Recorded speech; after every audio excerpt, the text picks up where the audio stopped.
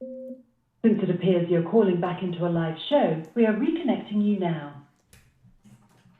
Your show will go live in 5 seconds. 4, 3, 2, 1. Love Talk Radio. All right, all right, all right.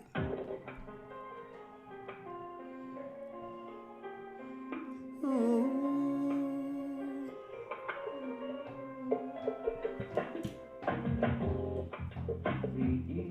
Where we from?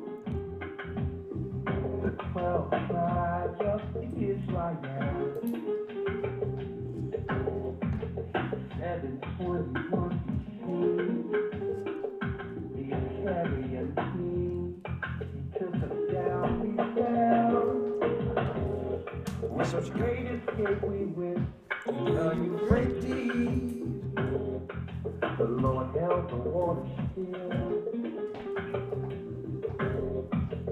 To a land where no mankind dwelt, we went. Who will rise up or who would stand up? Let's get it. 94:16. The Lord is calling back Israel.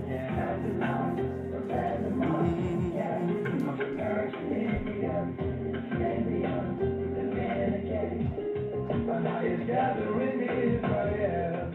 The Arabs and Africans told us. At gunpoint. Together our wives and children sold us. In the belly of these great ships we traveled in fear. By the rivers of Babylon we found our brothers here. A higher gather us. Whoa.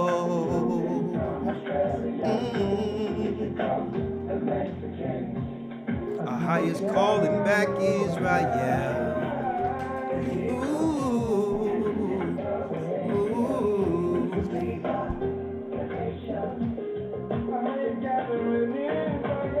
Oh,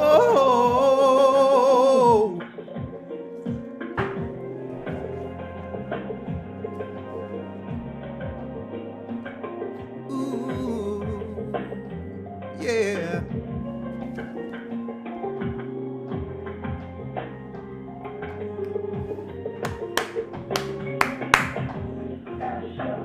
Colombia, Reuben from Australia, Issachar, the Mexicans, that's who we be, we be. That's right, Judah, and we're back. Someone say this dude is singing. Manasseh, the Cubans, Ephraim from Puerto Rico, Naphtali from the Isles of Hawaii. The Lord is calling back Israel. Simeon, the Dominicans, our highest gathering Israel. Hey, all praises be to the Most High, Ahaya Bahashim Yeshaya Waruach. I'm Elder Ricard Shaw of the Gathering of Christ Church, singing the praises of the Most High. Okay, here tonight with our broadcast. That's right, we have by my side Elder Lawyer.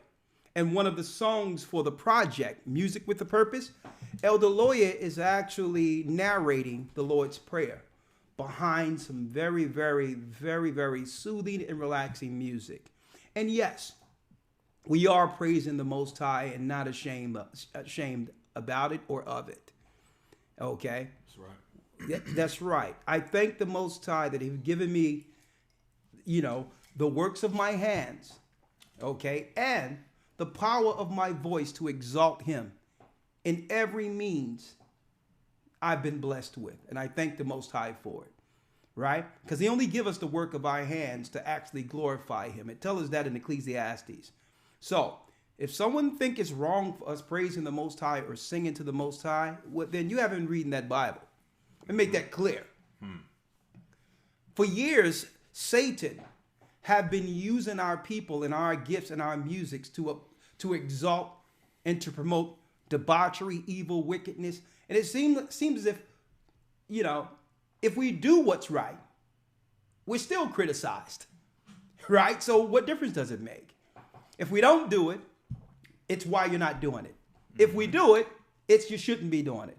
Well, that's why I'm so glad that I'm free to serve the Most High in spirit and in truth, in spite of any criticism. It really rolls off of me, mind you.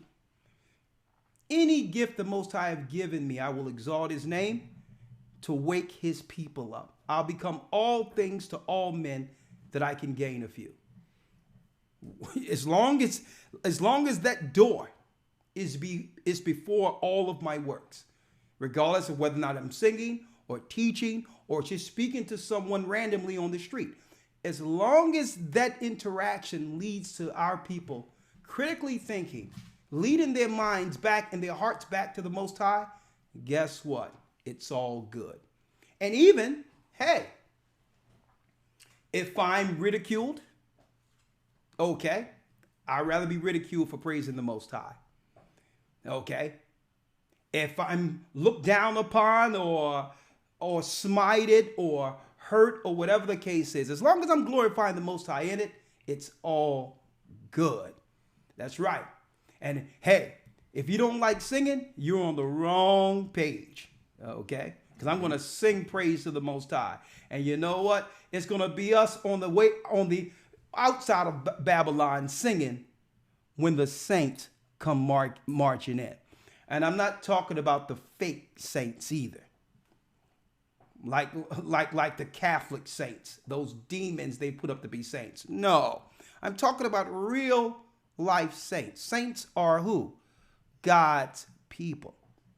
So it'll be us singing those praises when the saints come marching in. And speaking of that, right? That's a perfect segue into our conversation this evening. Make sure you hit that like button. I have a lot of announcements, a lot of stuff to go through, a lot to talk about this evening. And of course, we're going to open up these lines to hear your input on these particular points or these points of conversation. Hit that like button. Come on in. All right. Hey, Elder Lawyer, talk to me. What's going on, young man? Hey, sir. I mean, what's not going on in these last days? I mean, yeah. Either you are, turning on your YouTube, your news, whatever the case may be, you're hearing different things rumbling in the earth. Yeah. And it just brings it to our reality. All the things we've been teaching and all the things we've been going through for years, bringing forth this word are now coming to pass. And, we give praise and honor to the Most High to see that these things are actually coming to fruition because we understand they must for our salvation, for our freedom. So we give all praise and honor to the Most High for that. But man, I'm pretty sure there's a lot of stuff that you want to touch on tonight. That I have some people in here. Of course, if the trolls want to come in and say something, come on in, hit the like button or the dislike button. It doesn't matter. Drive traffic, it's fine. They're saying, well, hold up now. Their children are dying and women are being kidnapped. Yeah, you're right. So what are you doing on our chat here? Go out and do what you got to do for those people you're concerned about. Mm-hmm. We're doing our part. Mm-hmm. Okay, we're doing our part to help save our people. So if you feel your hair is on fire and you need to go out and do something real quick, get off your computer and go help those children you're talking about and those women you're talking about. Mm-hmm. Okay, right. It's not upon me to do what's on your heart. Mm-hmm. Okay, if that's your ministry to go out and find some people that are kidnapped and all that, what you doing on the chat for? Shalom, peace. Go find some people. All right? We're doing our part to help many people who are suffering. Widows, women that are suffering out there, brothers and sisters who are hurting out there. That's what the church is for. Our doors are open. So we're doing our part to open our doors for those who are suffering. Okay? Don't put your burden on us. We have enough work. Or come join us to help those kidnapped women and children that are being kidnapped. All right? And if you would like, send an email to gatheringas1@aol.com to join the ministry. Now, let's jump right in here. All right. You have a lot of so-called happy Halloween, but out there right now. But you know what? I don't want to talk about that right now. We all know that that's We're going into Satan's favorite time of the year. As the leaves fall, so does the world. Halloween, then Thanksgiving, a celebration for killing the North American Indians and slaughtering them, and thanking Satan for drinking their blood and killing the children of the saints who are already in America. And then after that, it's a segue into Christmas, which we know is a satanic holiday, in worshiping Semiramis and Nimrod and Tammuz, ancient Babylonian deities, Satan at the pinnacle, which have nothing to do with Jesus Christ or Christ, right? So we all know. You can find all those videos on our webpage. If you want to find out about the satanic Christmas that Christians have been covering up for years, okay? Straight Christian Satanists have been straight using Christ's name and the Bible as the vehicle to carry their satanic water. Okay, like Christmas, like Sunday worship, on and on and on and on and on and on. You have Christians coming out of the woodwork excusing their debauchery and evil practices of paganism, right?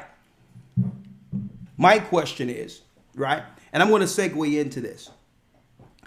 What's wrong with just reading the Bible and following it? Good question. Right? Instead of me looking at the Bible and saying, well, let me find out the areas I have grace to sin on purpose at. What scriptures can excuse my wickedness and sin? I'll search the Bible for that, to excuse wickedness. But yet, I won't go into the Bible, look at the law, and follow it. Weird, isn't it? So many of our pastors and preachers out there that are delusional, right? And I'm going to say it, that's what they are. Because even Paul wrote about that strong delusion that they may believe a lie. So I'm not being condescending when I say delusional. The Bible calls it believing in a strong delusion. They'll look at the Bible and say, hold up, I'm covered under grace. I'm under grace and not under the law. I'm like, well, okay. I hear what you're saying. You're under grace, but not under the law. Okay, let's go over a few laws and tell me, right? Because what they'll tell you, Christ blotted out the law and they're under grace. Okay, good. Did he blot out thou shalt not kill? That's in the law. Thou shalt not steal. That's in the law. So do you cherry pick which laws you uphold in your churches? Right? Thou shalt not commit adultery. Are you under grace to commit adultery on purpose and be covered by Christ's blood? Huh? That's not too far from thou shalt not bear false witness against thy neighbor. Are you under grace to lie on everyone? And is that covered through Christ's blood? So that's what I'm saying. It doesn't make sense. And that's why so many people are standing up or walking away altogether from Christianity. Not that the Bible isn't true. The blatant upfront hypocrisy that's being exhibited by those who claim to believe in God is the clear reason why most people are just walking away from it altogether. It's not the Bible. When you read the Bible is clear, the judgment, against unrighteousness. It's clear. It's written. It's not the Bible. It's so many people who claim to follow God and be holy out front, disrespecting the laws of God and showing forth an evil example of what a holy person is publicly. Right? But I digress, right? We're not here to talk about that. We're here to celebrate. That's right. We're here to celebrate, brothers and sisters. And not, you're right, you got it right. And not Halloween. Celebrate. We're here to celebrate this evening. And brothers and sisters, we need you all to celebrate with us. 515-6059-327. What are we celebrating, one might ask? No, we're not sending out our children dressed like ghouls and goblins and out there in the spirit of possession and demon worship. A day we call Halloween, which is the Satan's Sabbath. Not that celebrating, okay? We are to celebrate what the Most High is doing with our people all over the earth. And it doesn't matter whether or not they have come to the full understanding. We'll all get there together, okay? But you must be on the other side of an alternate universe not to recognize the fact that God is doing something with our people. They may not know they're Israel all the way. They may not have the understanding, but our people are looking around lawyer and saying, you know what, something is up. We've been lied to. Right. Churches have been set up to keep something from us. It's more so in the way. Religion have been what you would call a form of control to keep us from realizing who we are and what our purpose is. Right? And guess what? There's a lot of people waking up, folks. And I like to celebrate that because it's the hands of God. And I'm not just talking about just everyday people. I'm talking about people of influence. Right? You have Kanye's wife the other day. What's her name? Kim Kardashian, the no-talent woman that's running around that got rich off of absolutely nothing. I guess she got rich and famous off of some video with Ray J or something. I mean, how one get popular today, huh? Lord have mercy. Her claim to fame was what? But anyway, speaking of Halloween, Kim Kardashian had something to say on Kanye West not taking his meds the other day. See, these medications, these meds are the next level of control when you begin to wake up and understand that this reality we live in is a controlled reality.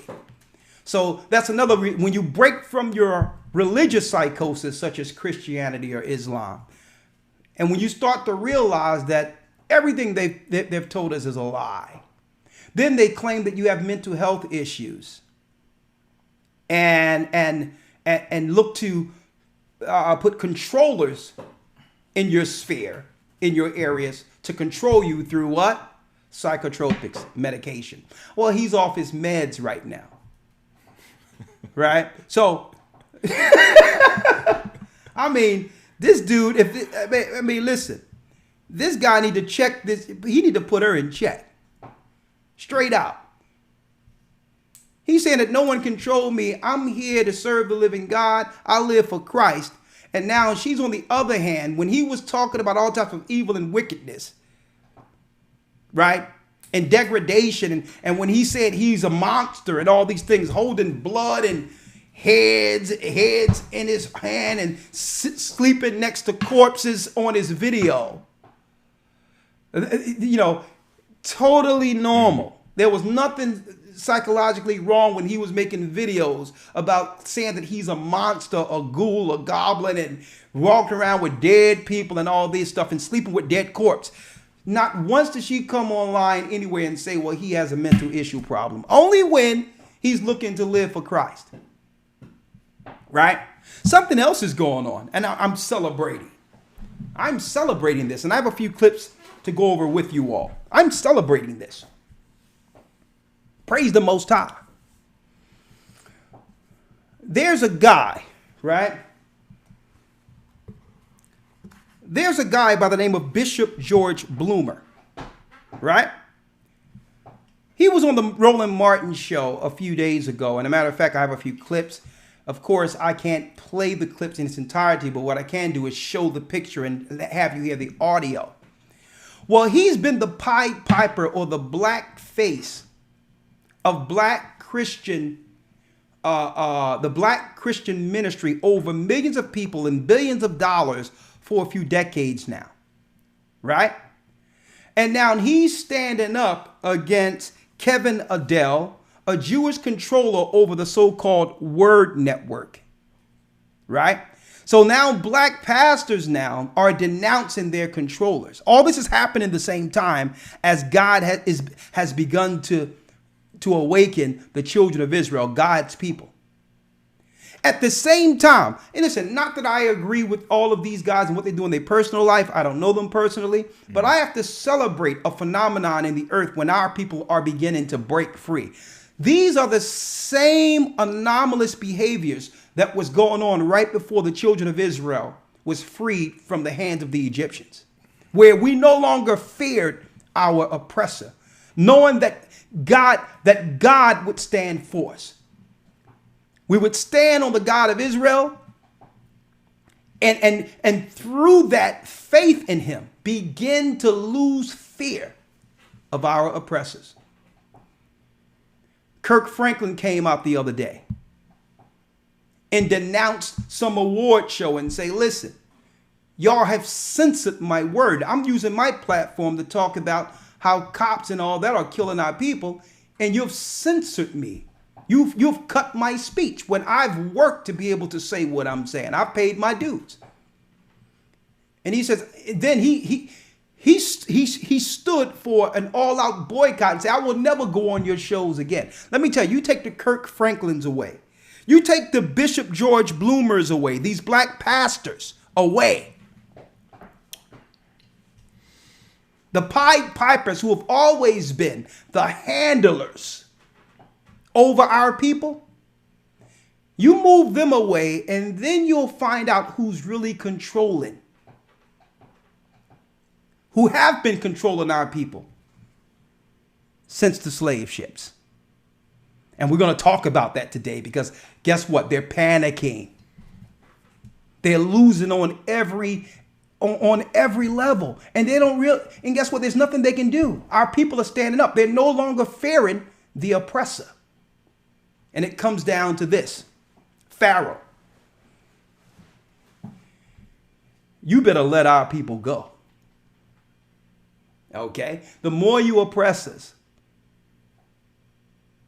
the more you incarcerate us, the more people are going to wake up. And I'm not speaking of the regular people. I'm talking about the children. This aim towards gender bending and destroying the minds of the children and trying to have them think that there's something other than they are. We know that's orchestrated. Why? Because there's nothing you can do about these children who are waking up free from mental bondage and slavery. There's nothing you can do about it. Now I'm gonna let you in real quick, Elder Lawyer, but it's a few things I wanted to say, right? Mm-hmm. Get back to Kanye West. All of a sudden, Big Boy done turned into Dr. Phil. Right. he's psychoanalyzing a scenario as if he's some type of psychiatrist. I'm like, this is Big Boy here. Are you kidding me? Let me tell you, Kanye West had this dude for lunch. Okay, but I'm gonna go to that in a minute. I love to go online and find out what's going on and keep my ear to the ground, because it's there you can see the quaking, the changing the Most High is doing on a grassroots level beyond their control. That's where you can see it at, right? I read also an article not too long ago where this UK editor was talking about Kanye West's anti-abortion rhetoric. Now let me make it clear. Kanye West was fine when he was talking and when he was degrading our women, when he was laying with corpse in videos and speaking of all types of evil and wickedness, when he was under total control of a Zionist regime, a syndicate, right? Check it out. The only thing he said was abortion is murder. Mm-hmm. Mm-hmm. That's all he said. How is Kanye West wrong standing for the birth of children? Why do he need medication? But if you are for the progressive democratic talking points, you're normal. If you're okay with this new way of being, where you can be any type of sexual outside of normal, right? Father, mother, man, woman, you know, the two that come together that God made that actually bring forth children. If you're for that, you're totally sane and have it together. If you're for the protection of children. So what Kanye West was saying is, I don't care about really Trump personally, but when you can compare, if you compare what his party stands for, and I'm being one who believe in Christ, and what our party stand for feminism, the separation of family, the killing of babies. This has nothing to do with Trump. It has something to do with morality. Why are black people connected to a party with such evil connotation connected with it? Why are we connected? Why are we voting to say it's okay to kill our own babies and we saying we have the right to do that? Why are they tying that unlawful practice with us? So he's speaking rational and the whole world saying he's crazy. Right? The whole world says he's crazy. But guess what? The whole world thought Christ was crazy. The whole world thought Moses. The Most High sent Moses in Egypt with a stick and he freed God's people. Check that out. Imagine Christ goes into the wilderness, lawyer, to fast and pray 40 days and 40 nights, separated from everyone, to get a proper perspective, to get totally spiritually fueled for this mission, to free God's people, to be that sacrifice that would one day liberate our minds from Gentile satanic control. Now, he could have been going through many things for that 40 days and 40 nights. There was no shaving going on. Of course, he was near the rivers where he could bath and all that. Totally being separated from the world. Getting a clear perspective amongst the celestial for his mission. If Christ was walking today with that same perspective, being separated from the world, having a proper perspective through God, he would be deemed mentally ill in our society. Would he not? So I'm here to celebrate today. Call us crazy. Call us a cult. Let me tell you, call us what you would like. But you know what? That's a badge of honor, being called anything negative from those who are celebrating and upholding a wicked world. That's a badge of honor. Because if they hate us, Christ said, remember, they hated me first. It's a badge of honor. I'm so glad the world isn't accepting us. I would think something was wrong if the world was accepting this truth. Right? 515, I'm celebrating tonight. 515-605-9327. We're celebrating the fall of Babylon, the destruction of Satan's kingdom. All right? And the rise of the children of Israel, God's people. Hey, the first thing I wanted to bring in real quick, right? The mystery of the Bible is revealed now. And the true people of God is now standing up. Blessed are the eyes that can see and the ears that hear the truth in this long-awaited prophetic time.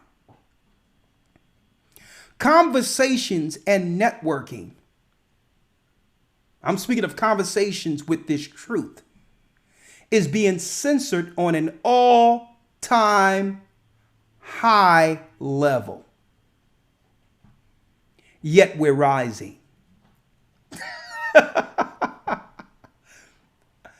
So I want to talk about it all. They're censoring. They're trying to stop people. They're blocking people. They're doing all types. They sending trolls. They sending Zionist bootlegs, Jesuit vermins. They sending Christian Gentiles called apologists who don't need to apologize. You just go sit their behinds down somewhere. Man, they're sending everything, but yet we as a people are rising. They've incarcerated us, separated our families, have killed our children, but yet we are rising. Something else is going on. Sisters are standing up. Sisters are protecting their children. And guess what I'm seeing? On an all-time high level. Check this out. Sisters are coming back to their men. Men are beginning to stand up. Not at the rate we would all like, or at the rate that we would like to see, but it's happening. Woo! You can't stop this. I have some stuff for you tonight, folks. This is why I'm celebrating. All right? Lord, Lord, Lord. Man. About a decade ago, Elder Lawyer. Mm-hmm.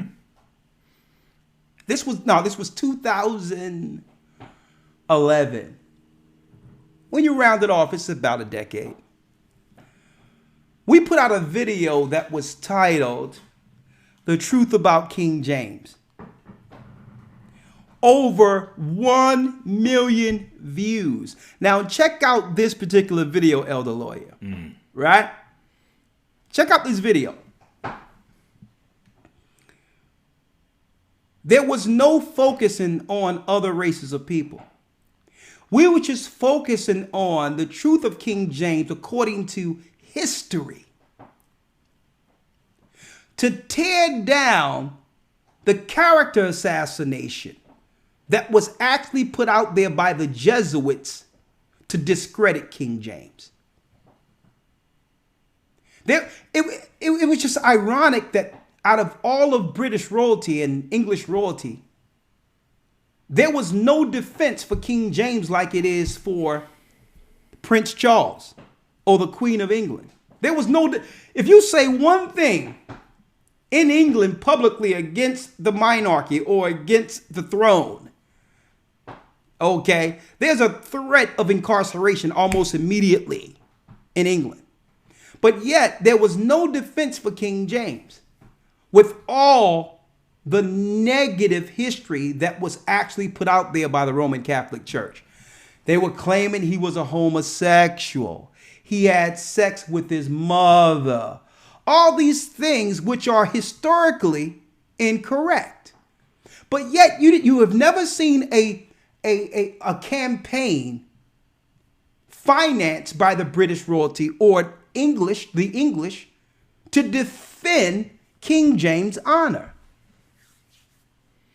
So right there, that was an alarming thing for me in studying King James. I'm like, there must be something they're not telling us, because if he was Caucasian, if he was a part of the European power structure, they would paint him in the same light as George Washington or Benjamin Franklin, them Satanists that they'll never write any negative history against.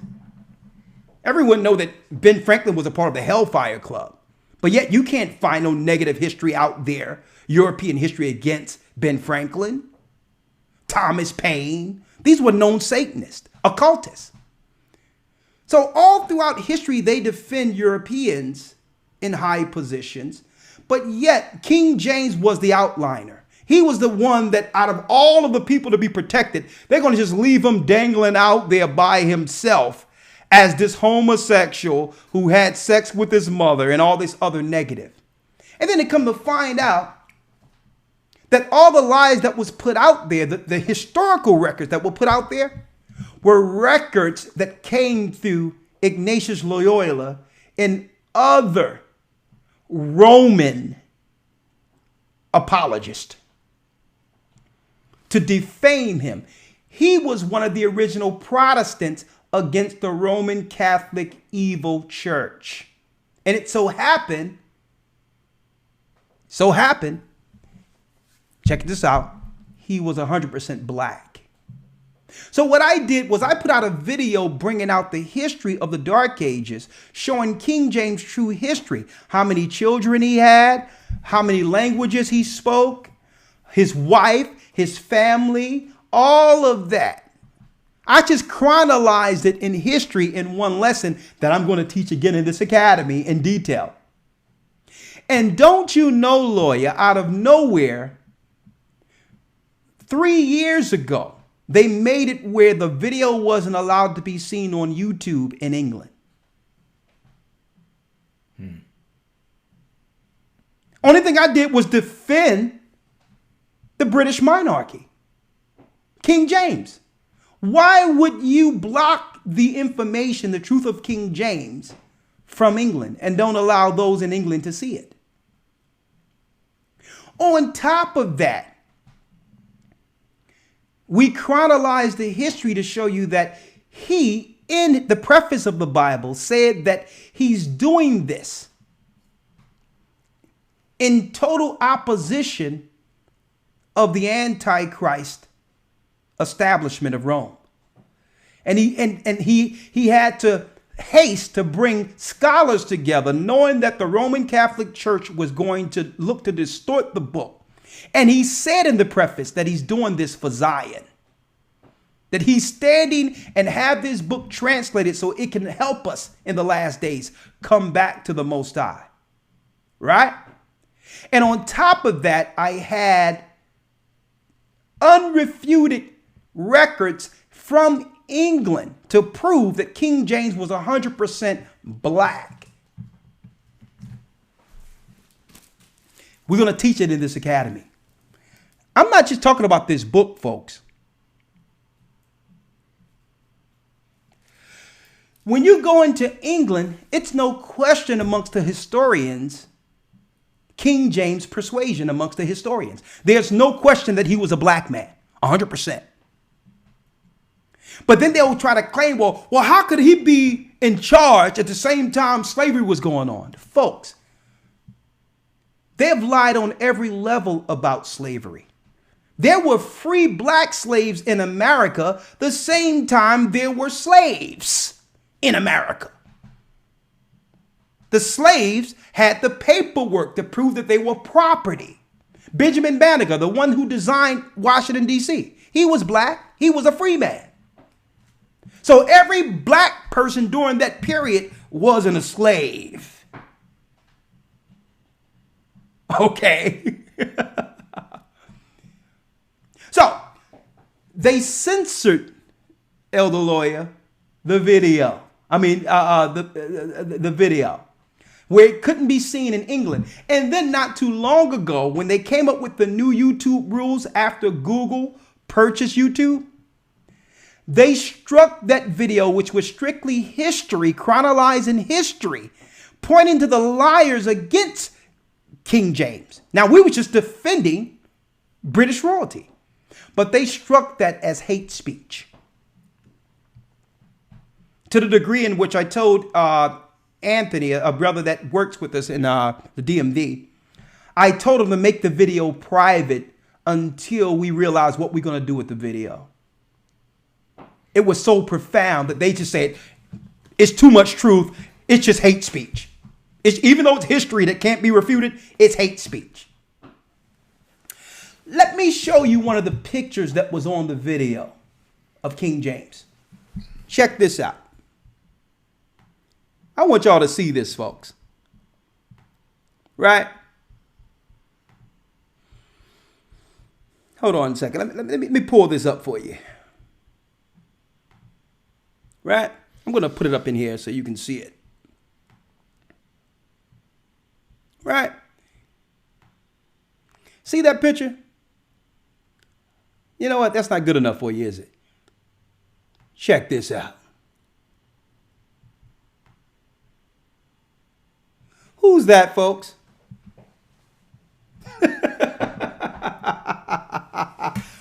Woo! Is that hate speech right there?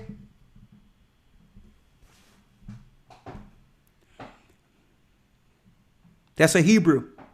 Jacobus. Right? That's King James, folks.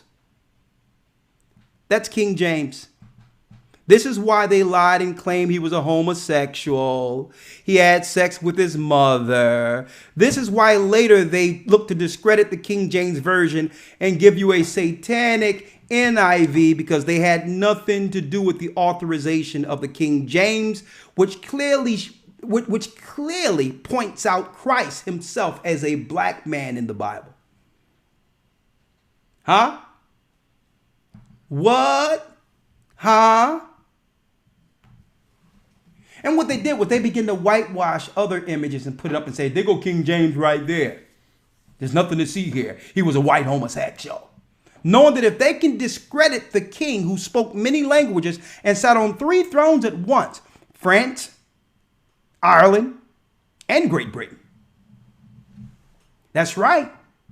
The Irish people that say that, well, there was Irish slaves too. Yes, it was. When y'all began to take us down after the death of the Protestants, which were black people, we were protesting the Roman Empire. And you begin to enslave black Irishmen and women. Oh, yeah.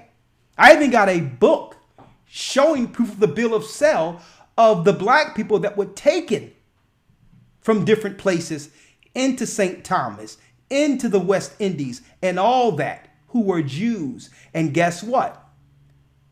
It's documented that they were black Jews by the slave sellers, with the bill of sales. I have it.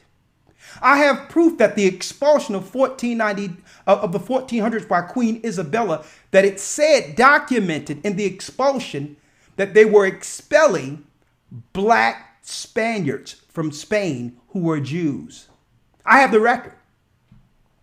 Did I not go over that in the academy this Sunday, Elder Lawyer? Mm-hmm. We brought the proof out in the academy last Sunday. Right? Hold up now. Y'all thought we only had this, right? King James, a black man, and you know he's black. Look how fly he is. Look, you can't pull this off and not be Jake.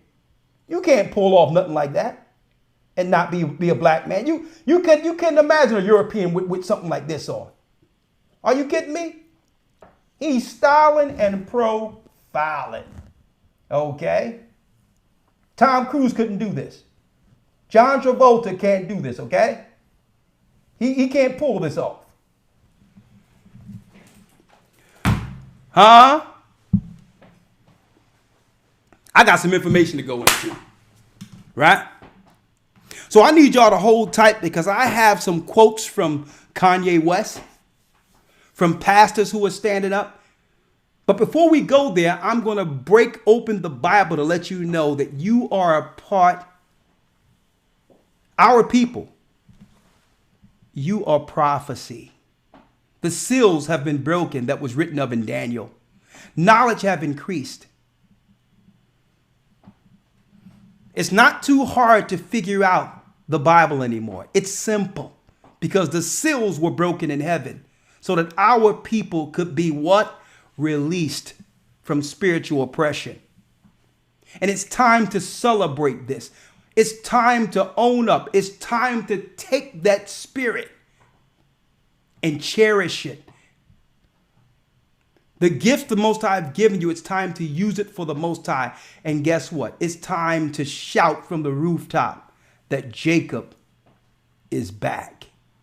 And this is a celebration. In the midst of their satanic evil, we're going to celebrate the awakening, the rise of Israel. 515-605-9327. Hit that like button, okay? Hit it up while I'm going to talk to you right now, right?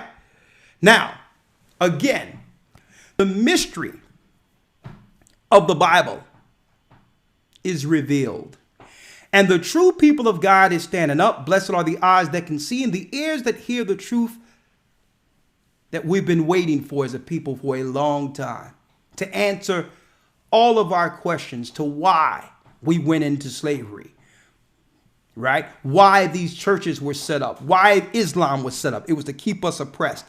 The Most High have broken us free. Pastors are standing up now and denouncing paganism. You have Kirk Franklin standing up against his handlers now, his Zionist handlers. You have Kanye West standing against all odds on the truth he understands of Christ. And whether you understand it or not, so a lot of people look at him and say, well, it's weird, this, that, and the other. He don't have the full truth. There must be some angle behind it. Why can't it be the Most High freeing our people? It's our people that are always looking at something from a negative viewpoint. It must be an angle. Oh, God can't free Kanye West? He can't wake up other people who had notoriety and popularity? Yes, he can. You notice my man Kendrick Lamar, they just phased him out into oblivion. You don't even hear about him anymore. Okay. But they can't stop this, folks. You can censor. You can call us names. You can send your satanic, unapologetic, satanic Christian handlers by the name of apologetics. Send whoever you would like. You can't stop this because why? You had no hand in our people waking up. Okay? This is uncomfortable space for pagan Christians. Okay? This is a safe space for those who uphold the truth. This is a safe space for those who would like to understand and know more. And there's nothing you can do about it because you had nothing to do with it. All praises be to the Most High. So, we're going to play this real quick and come right back. And there's a lot of things I want to play and get your insight on. Get your perspective on. All right? So, and I wanted to tell you all that the Academy is going great. We're going into a lesson called Who is Edom this Sunday. That's right. This Sunday we're going into Who's Edom. More proof, historical proof that they've hidden from us. Right? Who is Edom or Esau? Jacob's nemesis in the Bible. And you're going to find it's the same people who whitewashed our history. That's right. You don't want to miss this installment of the Academy. So gathering is one at AOL.com, historytimes.org, or gatheringofchrist.org. Go there, gatheringofchristchurch.org, gatheringofchrist.org, and enroll in our Academy. You don't want to miss this. Like the books we're pulling out, guess what? It's like we're using these books as what you would call ammunition. And by the time the Academy is finished, guess what? The clip is empty. I'm going to tell you, the clip is empty. Anything we have, historical and otherwise, is taught in that Academy. We broke down the mystery of the Gentiles like it was never broken down this week. I'm going to tell you, who are the 12 tribes we broke down last week? You don't want to miss the Academy. And if you're not in it, you're missing it. Okay? Now, I'm going to play a commercial real quick and come right back with some commentary we're going to share with you. Hold tight. 515-605-9327. 515-605-9327. Come on in. Hit one if you'd like to say something. And guess what? We'll put you right in the queue and get right with you, okay? Let's do it.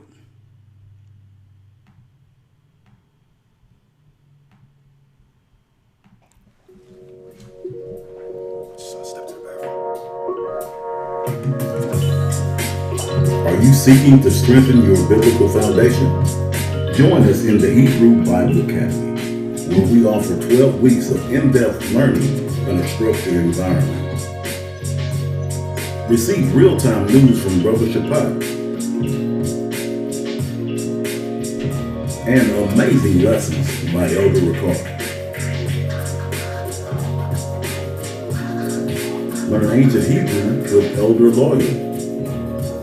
With 12 amazing lessons, you're guaranteed to learn more about your true biblical history and authentic Hebrew language than you would in a traditional Christian church for only a one-time payment of $150 or 3 monthly payments of $50. Join us at historytimes.org and sign up today.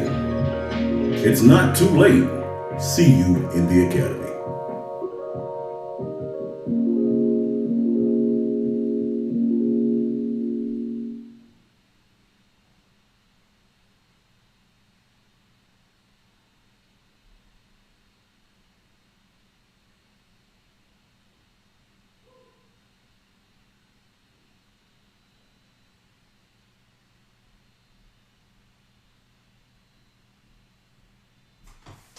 All right, all right, all right. Coming right back in with you, brothers and sisters. All right, all right, all right. We are back. All praises be to the Most High. And yes, join the Hebrew and Bible Academy. And you might be happy to know, hey, that's right, while Lawyer is coming in, that the project is going real good. Music with a purpose. Okay. If you haven't received the new album or haven't downloaded or purchased a new album, you must get the project. Okay. You must get it. You're missing out. Music with a Purpose is our project. And you know, everything we do goes back into the work of the Most High to free more people. So what I would need you all to do at your time, at your own time, okay? You don't have to do it right now, but after this broadcast, I'm sure a lot of you are chimed in. When you get an opportunity, right? Let me pull it up here. When you get that opportunity, go here to the website we have here. Okay, someone says, love it, Elder. Thank you for helping. I really appreciate all of the support we're getting with this project. Okay, I really appreciate it. It's promoting positive, righteous music. On top of that is music with what? With spiritual undertones. It's leading people back to the knowledge of the Most High and reasoning with righteous minds. And that's the whole thing.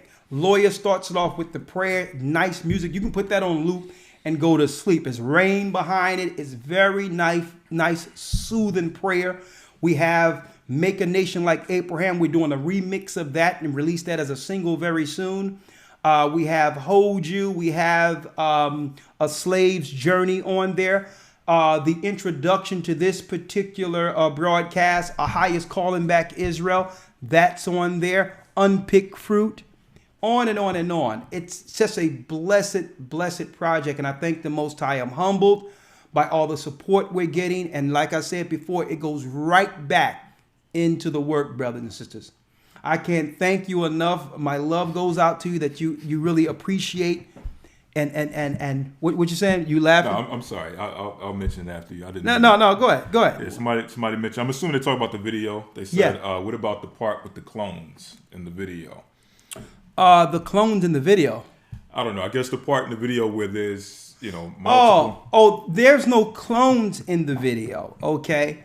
And I'm glad someone asked that because I'm only one person. And I know that a video came out a few years ago that said that that the real Ricard was bagged in Egypt and kidnapped. And you can tell that this is a new Ricard who have been cloned by the Illuminati. They said that, the original Ricard was probably about 15, 20 pounds lighter.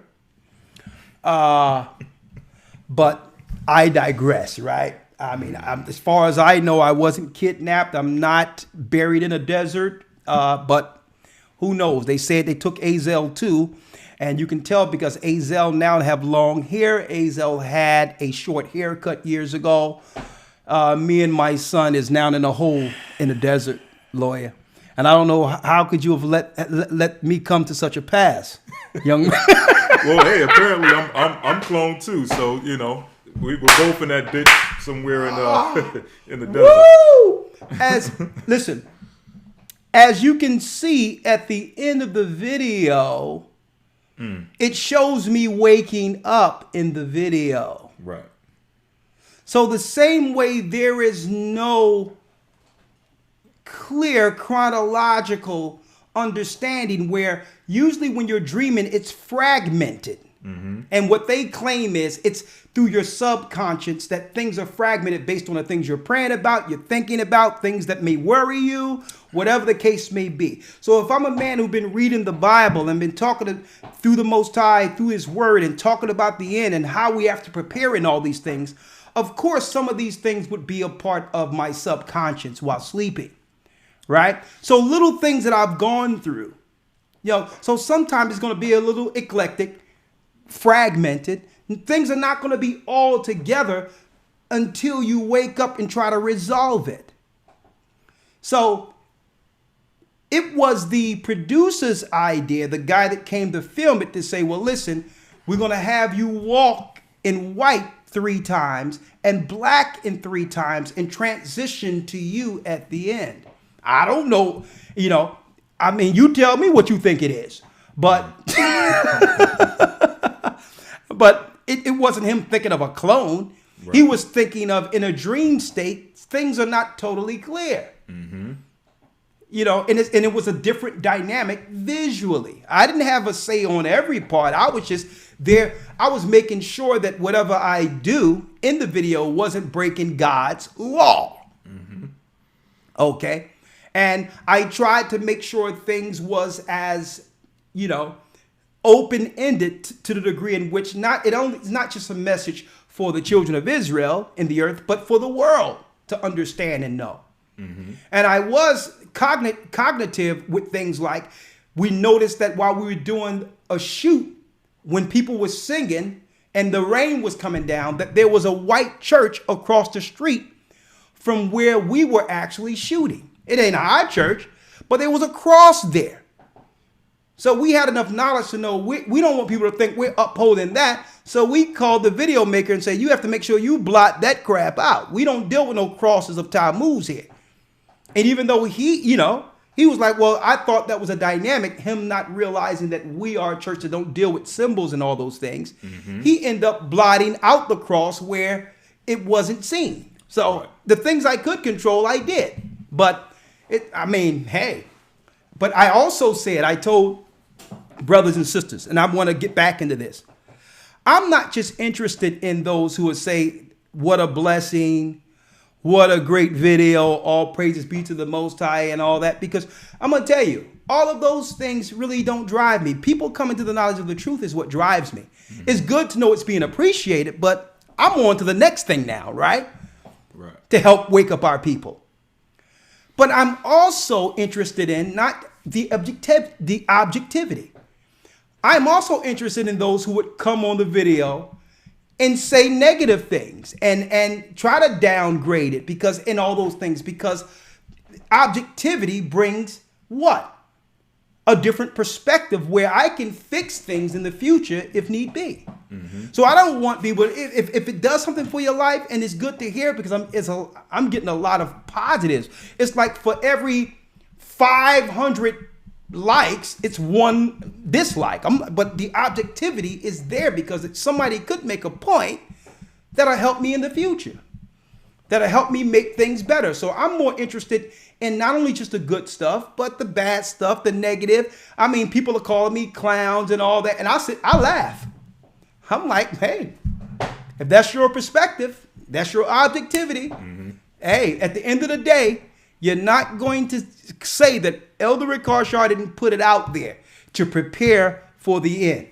On every means and every opportunity I was afforded, the message was consistent. And you're not going to be able to say, if I'm going to sing, it's going to be glorifying the Most High. You're not going to claim that you haven't heard the message. So, hey, I'll become a fool for Christ's sake. I'll become ridiculed. You can call me a clown. You can say I'm crazy. You can call me whatever you would like. But I'm going to use my every being to help free our people. As long as there's breath in me, I'll be talking and preaching the rise of the children of Israel and the exaltation of Christ. Hey, because why? Before the truth, I was dead anyway. I was a dead man, dead in sin. So the man you're talking about, hey, he's all that. He's all the negative you're saying. I can accept it. I'm everything negative you're saying. I can accept it because I was a dead man anyway. And the Most High saved me. He saved me. He helped me appreciate what this life is. And in my darkest moment, he just directed me and said, listen, just go out and teach my word. Don't worry about what people say. At the end of the day, you will be standing before me in judgment. And if I followed what people were saying and dealt with the obstacles, I would have hung it up a long time ago, folks. I'm not doing this for man. I'm not doing this for people. I love serving the living God. And his name is Ahia. You want a song? You want to sing? It's a celebration tonight. 515-605-9327.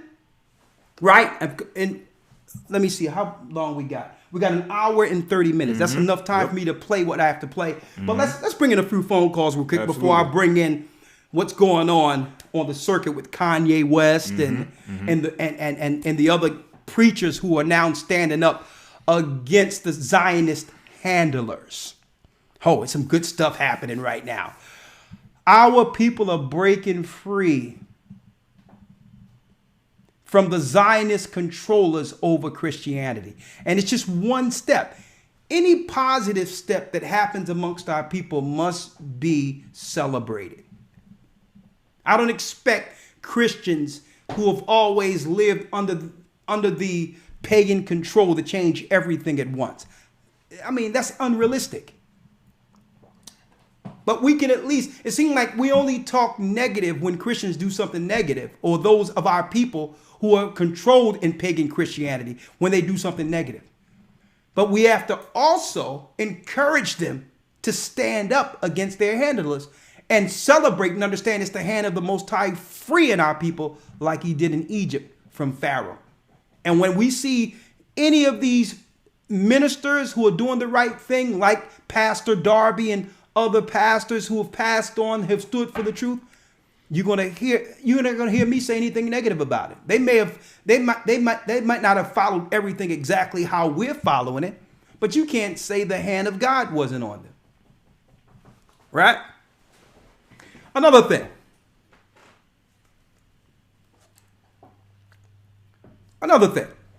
Right? And I want to say this. Do y'all notice that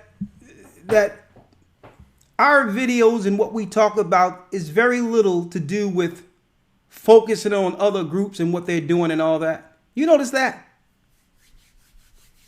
I need y'all to check that out. I thank the Most High that the Most High put us in a position to do his work and be critiqued. Something must be going on if you're looking. Okay? All right? I thank the Most High for it. Okay? Keep on looking. Okay?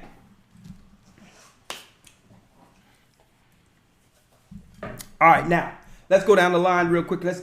We have 318 area code, then 216 area code. Make sure that the radio is not playing in the background while we bring you in. We're going to take about 2 phone calls, and then we're going to segue into the next segment. Make sure you hit the like button as you come in, okay? Right.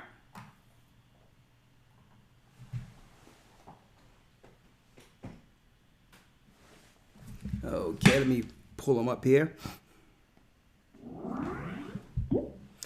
Yes, 318 area code. You're live with the Gathering of Christ Church. Hello? You're live with the Gathering of Christ Church. Do you hear me? Loud and clear. Hello, do you hear me? Yes, I hear you. Okay. Now, what was the question? Okay, what was the question? I'm gonna put you on. I'm gonna put you on hold.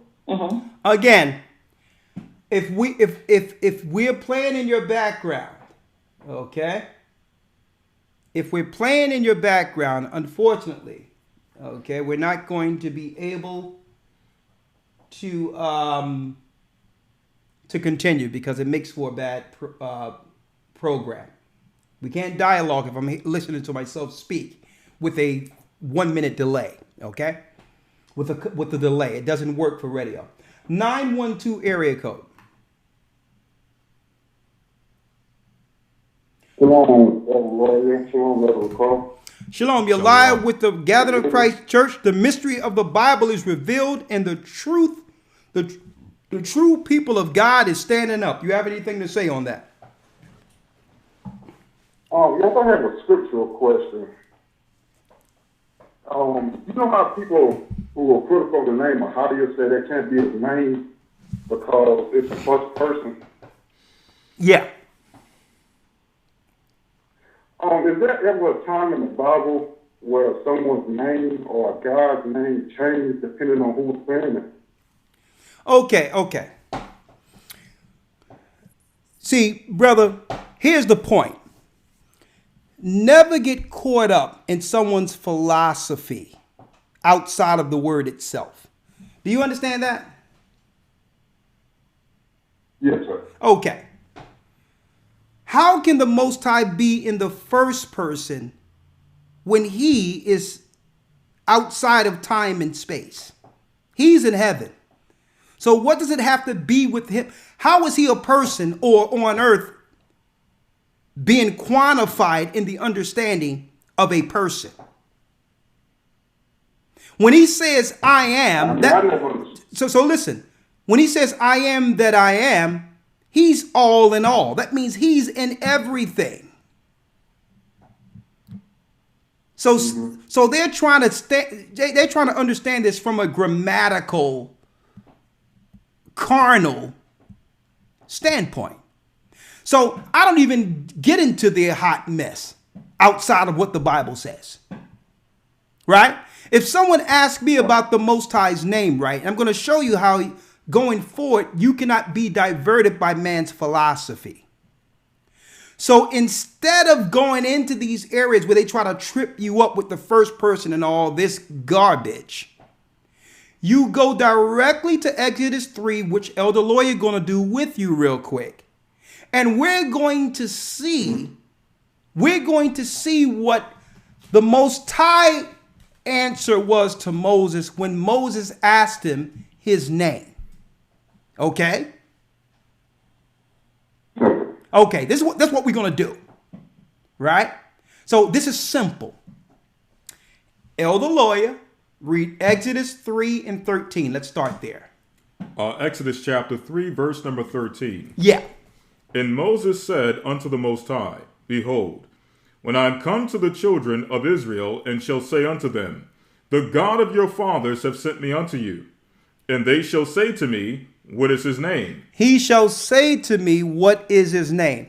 So what is Moses asking the Most High God of Abraham, Isaac, and Jacob right now, sir? I'm asking for the name. Thank you. And here's the answer. Read. What shall I say unto them? What shall I say unto them? And the Most High said unto Moses, I am that I am. So in response to Moses asking his name, he responded with, I am that I am. In the Hebrew, it's Ahia, Ashah, Ahia. Read, Elder Lawyer. And he said, Thus shalt thou say unto the children of Israel, I am have sent me unto you. In the Hebrew, tell them I am, Ahia, have sent me unto you. This is what God said. The only place in the Bible that you can find where the Most High actually answered to a direct question concerning his existence or name. Right? Now, here's the next thing. See, this is why I don't have to deal with this nonsense people are talking about. They're going all around it. Why? Because they've been exalting Satan as their God for years, unknowingly. So instead of them, this is what lead to black people getting put in belly of ships to serve other nations thousands of years later. instead of them just listening to what God said out of his own mouth, we tend to find another way outside of God's direction, because it's deep. It have to be deeper than what God is saying. Right? Now, I need you to hear what you to hear what Ahiah says after that. Read. Verse 15. And the Most High said moreover unto Moses, thus shalt thou say unto the children of Israel. Then he emphasized, thus shall you say to the children of Israel, the Lord God of your fathers, the Lord God of your fathers, the God of Abraham, the God of Isaac, and the God of Jacob have sent me unto you. This is my name forever. Hold on, this is my name is for how long? This is my name forever. No, my name is another name in the second person. This is my name forever. This is no. You got to look at it in the second person, because he's speaking to Moses in the first person. This is my name forever, and this is my memorial unto all generations. And this is my memorial unto all generations. And here's the deep thing about this, sir. I've sat with rabbis privately and publicly. You can find them if they haven't been censored online. Not once did I mention the Most High's name as Ahiah was it refuted by Jewish rabbis publicly. In the UK, there was two Jewish rabbis, and I proclaimed the Most High's name. And you know what? There was total silence. Not once did he denounce or any of them disagree. Because why? Because they know under their ideology, they're not to tell anyone. Okay, that's a name privately because they're Kabbalists. They deal with the highest name and separate the highest name from all the other gods. And a matter of fact, Yahweh is fourth in line under their Kabbalah. So there's three other names higher according to their ideology than Yahweh. They didn't expect a Negro to know that, but I've studied them. Okay? I've studied them. I've figured out what they were dealing with, and they deal with the spirit of invocation. And in order to control, they must give lesser names to the world so that they can stay in control of all the powers or deities under the highest name. It's called power through invocation. It's a control mechanism. Okay? So you deal with the second or third person if you would like. Okay? But this is what God says. Let's get Romans 10 and 13 real quick. If you're looking for the Zionists to give you the name, and a matter of fact, Yahweh is Zeus. Okay? Yahweh is the same name as Jovi. Jovi, which is Jehovah or Jovi in Latin, is Zeus. Zeus is the god that, listen, Zeus is the god of the Canaanites, the Edomites picked up after denouncing the God of Abraham, Isaac, and Jacob in Mount Seir. Yahweh is the god of the Shashu. The Shashu is Edomites. They didn't expect us to study that. Okay, so what's happening is you have our people who begin to wake up, and it's true they know they're Israelites, but they don't want to denounce the God that was given to them by the Zionist. They learned Hebrew by those of their controllers.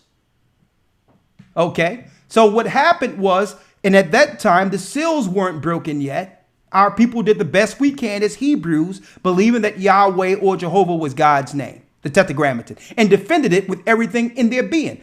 Who's going to admit publicly to their family and everyone that the whole while I was worshiping Satan?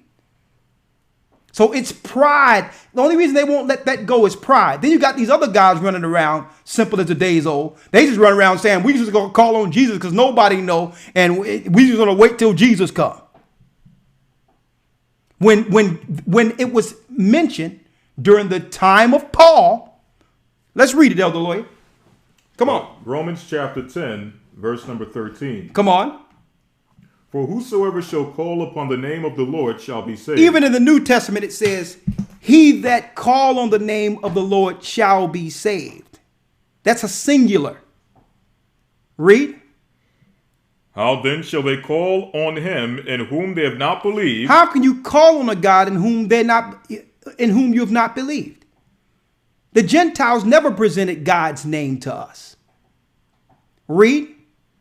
And how shall they believe in him of whom they have not heard? You have not heard the true name of God, because the Gentiles, the name of God is actually, believe it or not, it tell you the name of the Most High is fierce amongst the heathens. It's grievous amongst the heathens. They can't stand him because he chose us. Yeah. Read. And how shall they hear without a preacher? And how shall you hear the Most High's name without a preacher? Now, brother, do you notice that there's only one church in the earth that's really exalting the Most High's name and standing with it against all odds? Do you notice that? Yeah.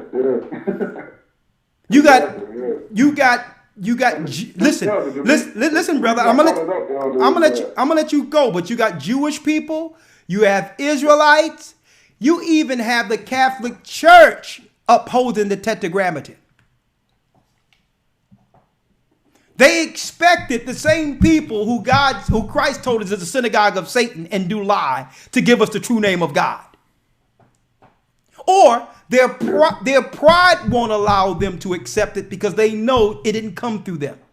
So instead of them just following the name of the Most High, their pride won't allow them, because why? They have indignation against man. It didn't come to them, so it can't be true because it wasn't through them. So the whole thing is, brother, if anyone want to talk about the Most High's name, you go directly to where that the Most High answers the question, right? And then if they try to talk around it, what is to stop them from talking around anything else that God directly tells us to do? Right? If you're not going to listen to what he told Moses concerning his name, that means any place in the Bible, you can do what Christians do now. You can go to any place in the Bible and give your own interpretation and not accept as it is written. Either you're going to accept what God said or not. And one thing we know for sure, God did not tell Moses his name was Yahweh or Jehovah or Yah.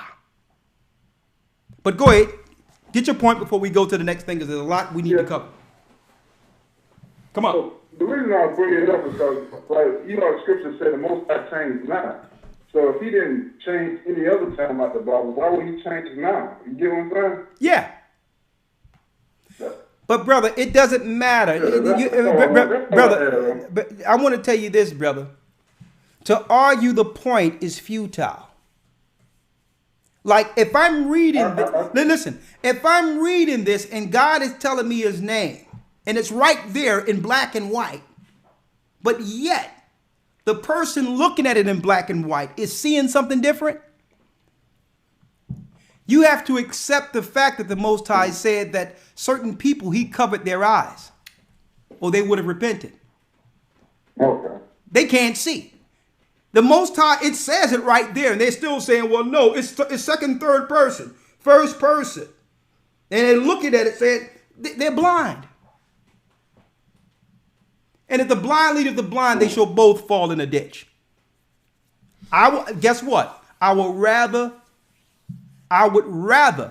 believe God rather than man. If the Most High said his name is that's the name I will exalt in the earth. Period. Because he said, that's my name forever. So, brother, don't waste your time. If they want to fight against it, listen, brother, listen, you can call it. Where was all this energy when our people were calling on Allah? Okay. They're attacking me like I'm saying Allah or something. Is this not the name that the God of the Hebrews gave the Hebrews?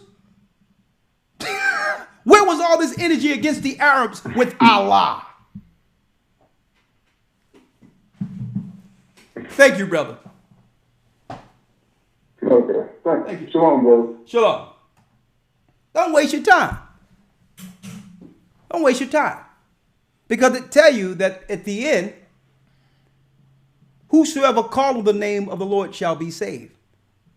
But how can you call on a name that haven't been taught? The Gentiles aren't going to give it to you. That's the God that freed Israel from the hands of Pharaoh. You think the Gentiles, the people your controllers, are going to give you the true name of God? This is the reason why they took 40 years after following the Dead Sea Scrolls. They took 40 years to actually make the Dead Sea Scrolls public. Why? They had to take the name and put the Tetragrammaton all throughout the Dead Sea Scrolls. And you can look at the script and see the only script that's different, the only handwriting that's different in the whole Dead Sea Scrolls is where they changed his name to Yahweh. Huh? Yeah, you've been caught red-handed, Edom.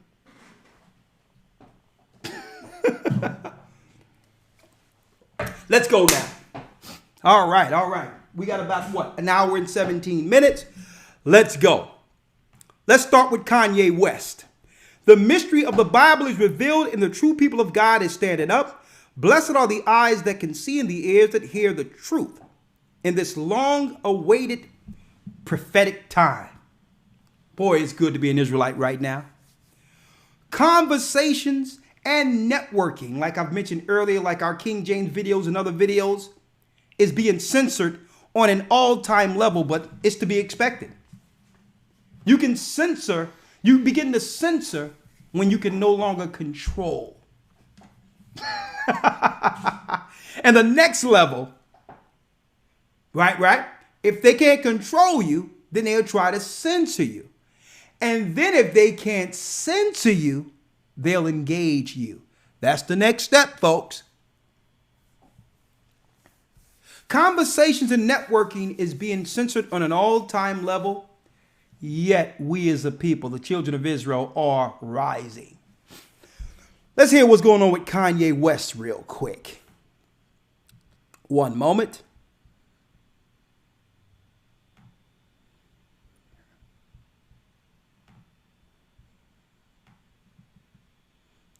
One second here.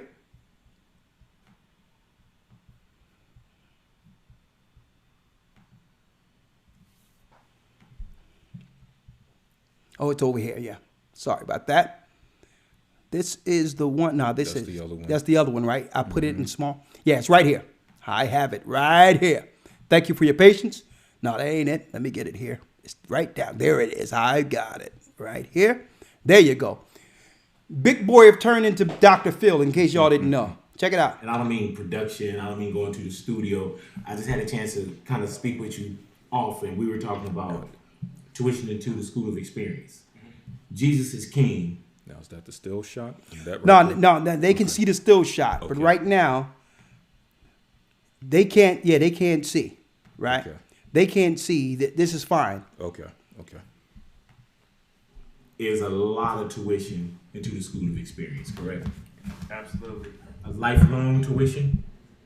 Yes, I mean, it's up to him. It's God's plan. I want to play something for you real quick. I think we did this probably 10 years ago, 6 to 10 years ago. And just hear what you say here. I'm not just a musician. I'm a Christian, revolutionary, visionary products person. I ain't here to dance for you. I ain't here to do a two-step. Right? That's just a piece. That was just my end. And now I want to create. I want to create content. I mean, eventually, 10 years from now, I just want to create for the church. Period. I'm Christian. I'm designed like the new Sistine Chapel. So that was probably 10 years ago. Yeah. Did you always feel like this was a plan, or was that always in the as far as the windshield, or does it look like it was a plan now that we're kind of in the rearview mirror? Did you always know that you were going to end up here? I mean, 10 years ago, you kind of said it. Yes, but I definitely was lost. I got lost. I got caught up in my own ego, my own strategy, my own ideas. I tried to hold everything in my own brain, and then I had to let go and just let God. and put it back in his hands. But it's also the test and the testimony. Do you feel like if you didn't go through everything that a Kanye West go through, that you could see and have the texture of what you're doing right now? I think he had to send me through some more experiences to be able to cast a wider net when he was ready to use me. Like mental health, having a nervous breakdown, going to the hospital and having the stigma of being called crazy, actually it didn't make it made me more relatable. It made it a wider idea. Everyone is dealing with health in some way. Like me being taken to my lowest, you know what I'm saying, being called a coon by my own people. The guy that said George Bush don't care about black people is a coon because I didn't say I'm gonna vote on Hillary Clinton. Right? And that actually made me more relatable. You can't imagine when I go through middle America, like, let me tell you, it's like I was driving fast. I was looking at a property that's like 4,000 acres we were going to buy out here. And I'm trying to drive fast to the freeway and I hit a red light. And the guy said, now, how you going? Where you got to go so fast that you got to drive this and cut me up? What, Kanye? Oh, thank you for what you're doing for our country. Thank you so much. Like, you have no idea. You be out here in LA and New York, and they'll have you all jacked up on Mountain Dew. They'll be having you thinking that, like, this reality is not real. People are connected to the idea of having their own land. People are connected to the idea of service to Christ. This is the Bible Belt. This is America. This is where we are free to worship Jesus in the open. And that's a privilege. Also, the idea, I'm going to just jump right into this because I was like talking to James Corden earlier. Same. Yeah. Okay, I wasn't.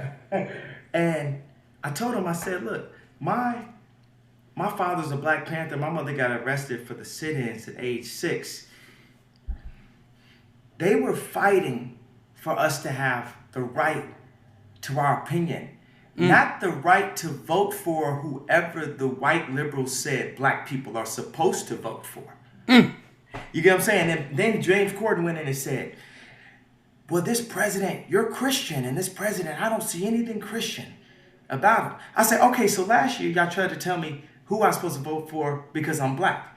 Now this year, white liberals trying to tell me who I'm supposed to vote for because I'm Christian. That would be like, I live in Calabasas, so every one of my cars got to be a convertible, huh?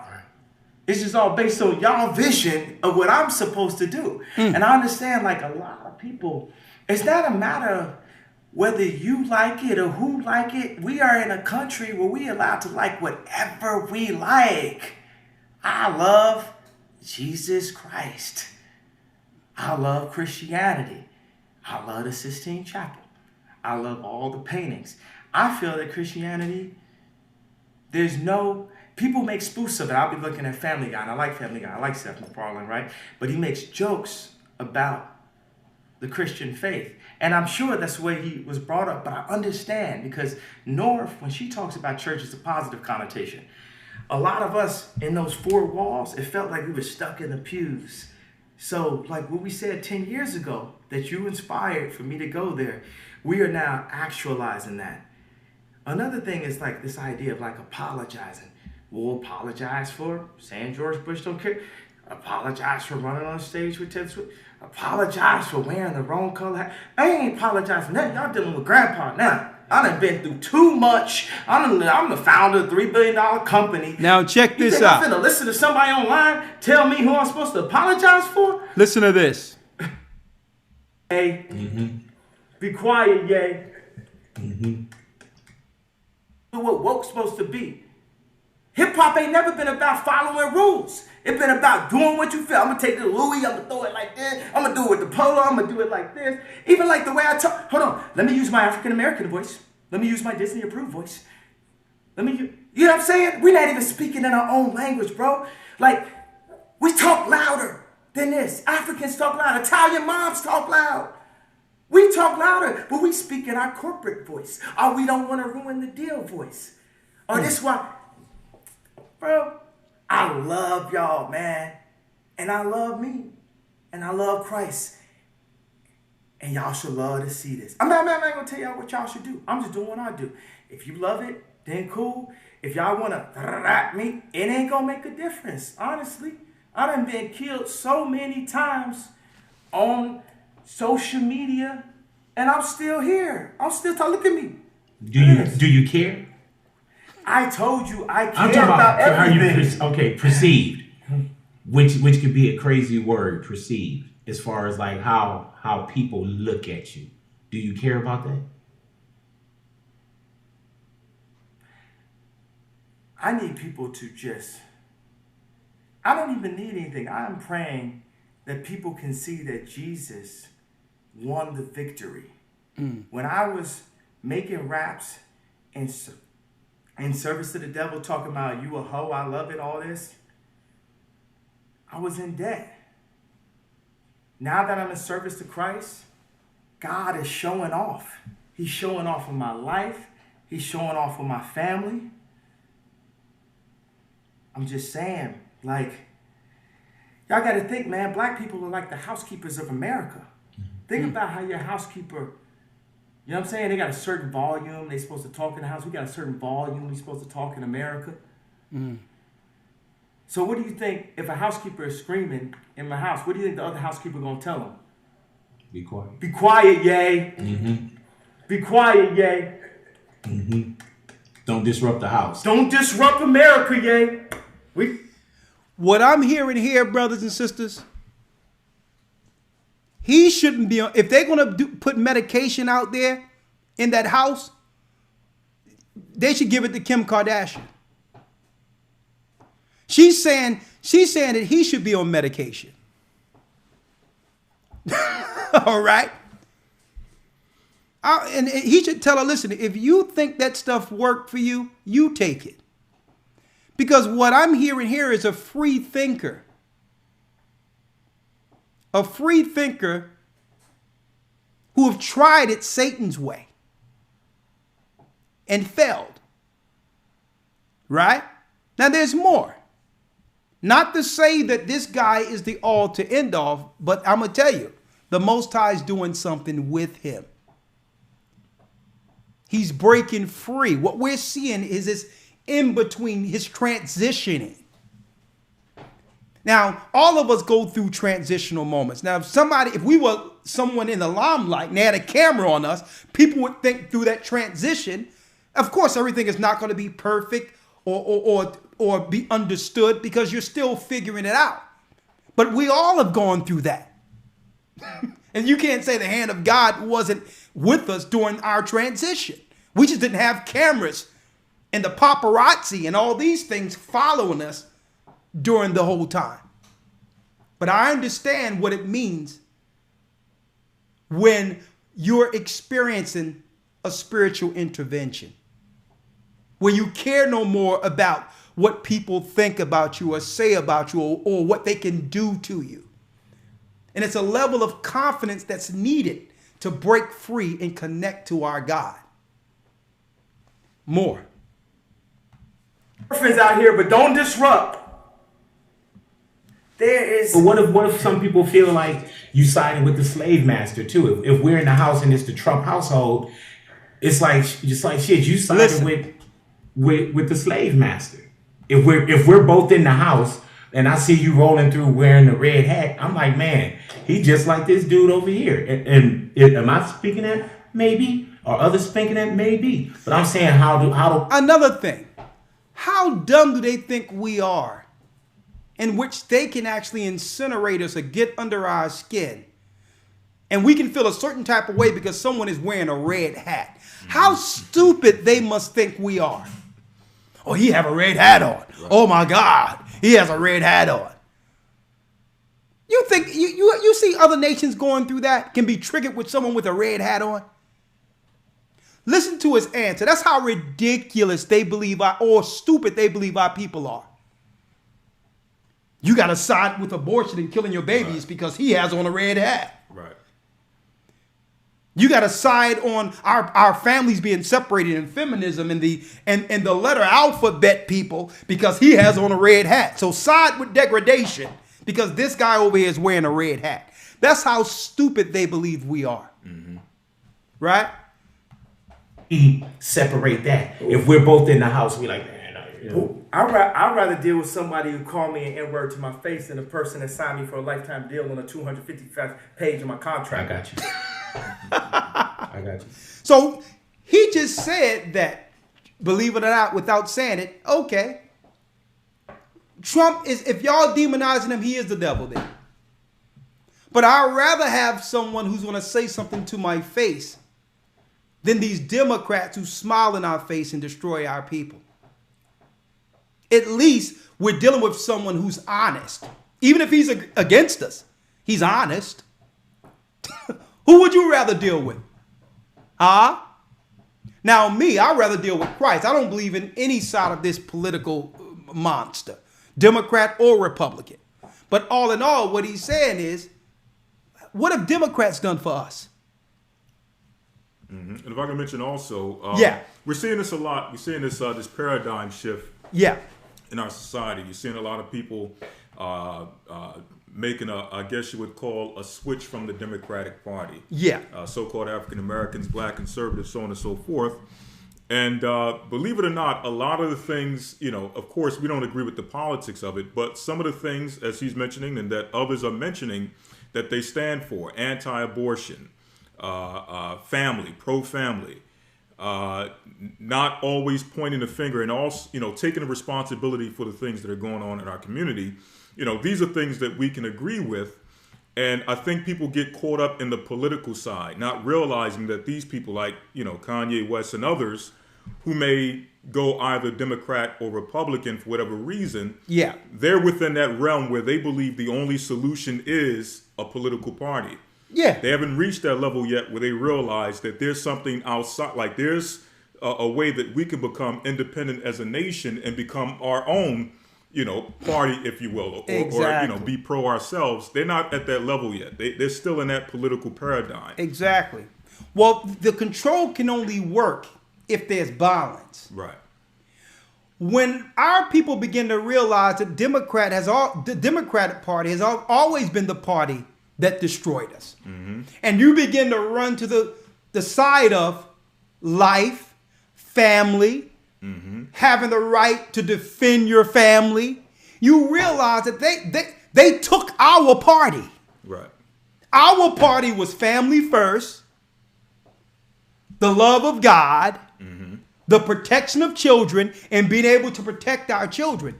It was the Democrats that was hanging us. It was the Democrats that voted for slavery and that was against us.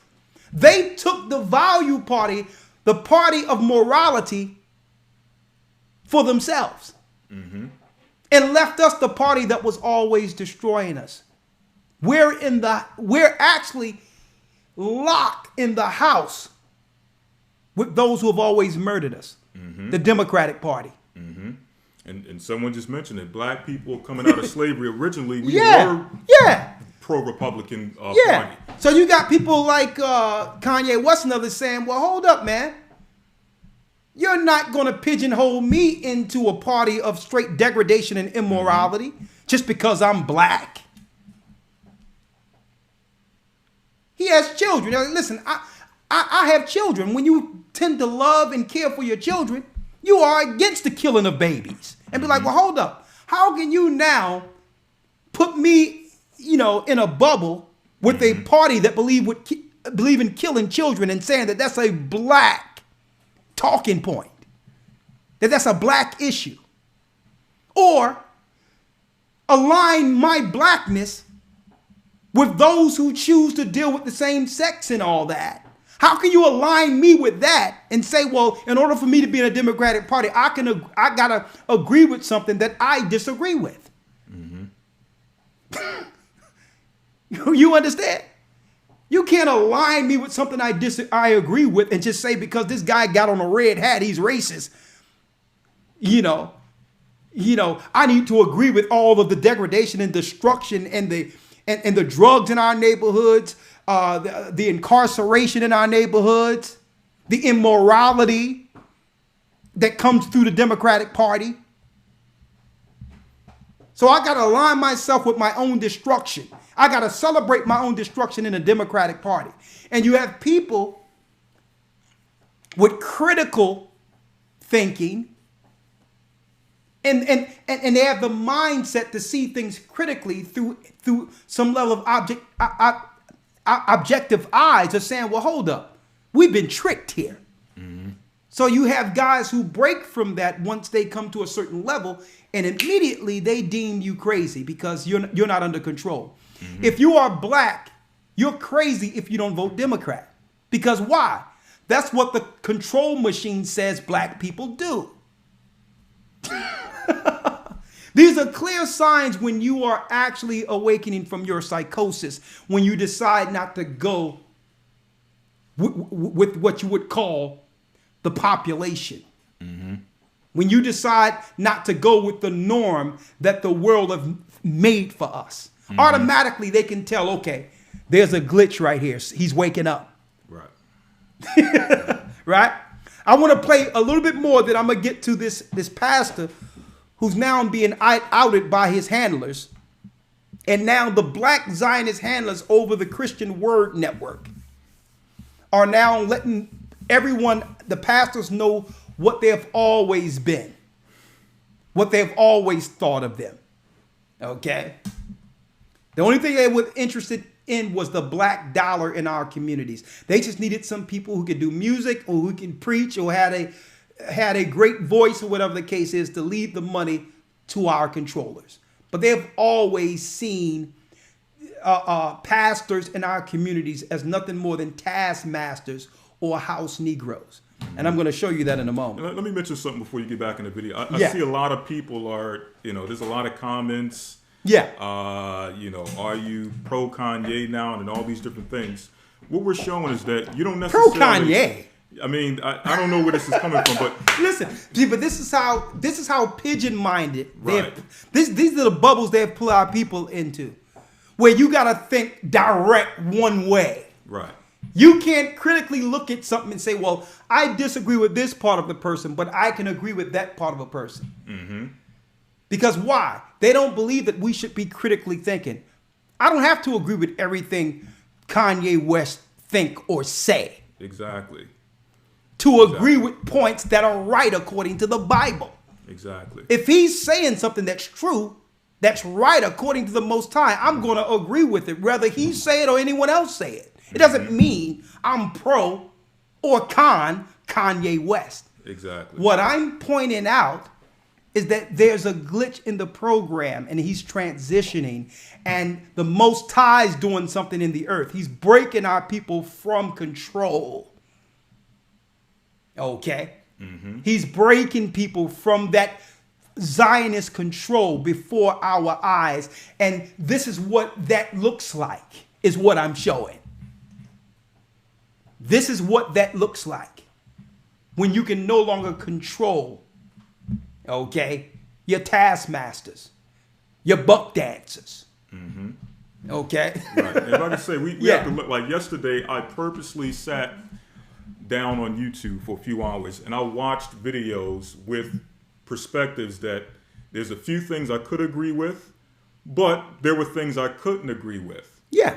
But, it all comes with learning how to critically think. It's not about, okay, we're using this. We're mainly using this as a teaching point. It doesn't necessarily mean that we believe everything or we're down with everything he does or says, but we have to get used to actually dealing in an environment where you're not going to always agree with everything, but still be able to have a conversation and learn how to reach people where you may not agree with everything. Let me say one thing that I do agree with Kanye with here.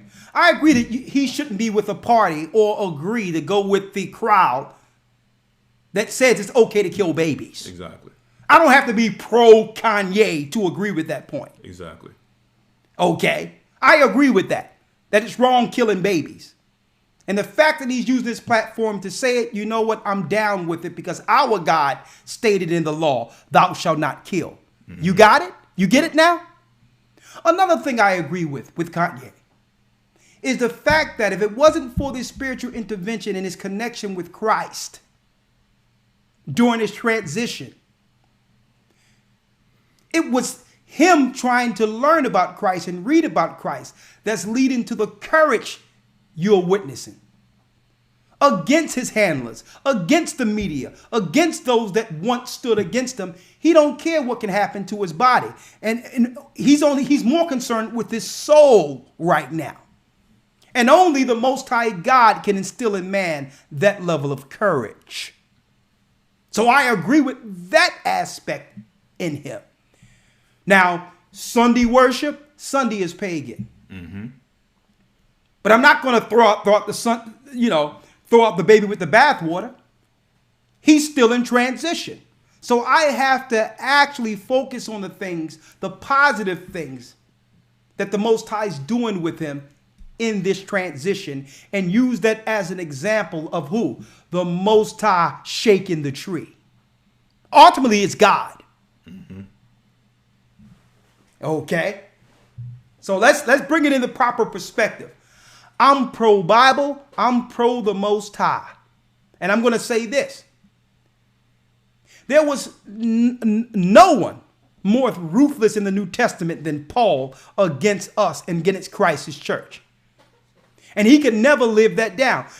Even when he was teaching the truth and doing what was right, you had people still bringing up the negative he did in the earth. And I know people were saying, what, you down with Paul? He used to do this and he used to do that. But what you are, that's because you're carnal minded by only focusing on the man's perspective or the person without seeing God's hand in the transformation.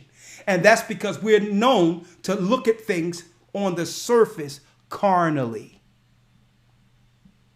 If you're viewing this as the Most High is, you can see spiritual interventions. This is giving glory to the Most High for transitioning a man. That's what this is about. And if he go back to evil and wickedness and all that, you'll hear us denouncing him too. Okay, let's make it clear, right? But I digress because we only got about 50 more minutes. All right? It's a teaching tool. That's right. So let's broaden our perspectives here. Right. Okay. And then after this, if you don't mind, go ahead. No, I'll give a flip side after this because I want him to finish what he's saying. But yeah, of course, giving both perspectives of my personal opinion because we can, Yeah, because radio shows are open for opinion. Mm-hmm. Okay. To me, you have to realize what we do. Christ says that he would make us fishers of men. Mm-hmm. That's our position as shepherds and teachers. Mm-hmm. So instead of looking at the negative in a person, what they did wrong or where they're wrong, it's up to those who are looking to gain brothers and sisters in Christ to look at the positive, what we can relate to reel them in. Exactly. And see, even Christ was minimized and attacked by the Pharisees because they said that he hanged with publicans and sinners and he's around people who wasn't doing what was right. And they tried to associate him with evil because he says what? If you're already whole, you don't need a physician. If you think you got everything right, what are you here for Christ? What do you need Christ for? Okay, so if you got it all together, who's going to wait for someone out there to be squeaky clean as finished, as if Christ finished them after they done went through Hollywood and been dealing with all type of wickedness? What person are you looking for in transitioning that still don't have some residual effects of that life? What person? But if you're righteous, you're able to, or you're looking at what you can grasp to righteously, you're looking for the Christ in that man or woman, not the negative. See? This is a higher level when you begin to look at things spiritually and stop and not judge only with the sight of your eyes. Okay? Listen. I'd rather know what I'm dealing with. That's why when I walk in, I don't keep nothing on my chest. I be like, this is what I'm dealing with. But I'm here. This is what I'm dealing with. It has been institutionalized slave mastery and slavery. Our mentality is only one of the two. Now we need to find freedom. You got two forms of freedom: financial freedom and freedom. Now, when he says we need to find freedom, huh? Is that Kanye West? When he says we need to find freedom? See, and this is why we have to look beyond the sight of the eyes. What spirit is moving him and transitioning him to make such a statement publicly? Not for white people and others. He's saying that for us in specific, that we must seek freedom. Is that Kanye West?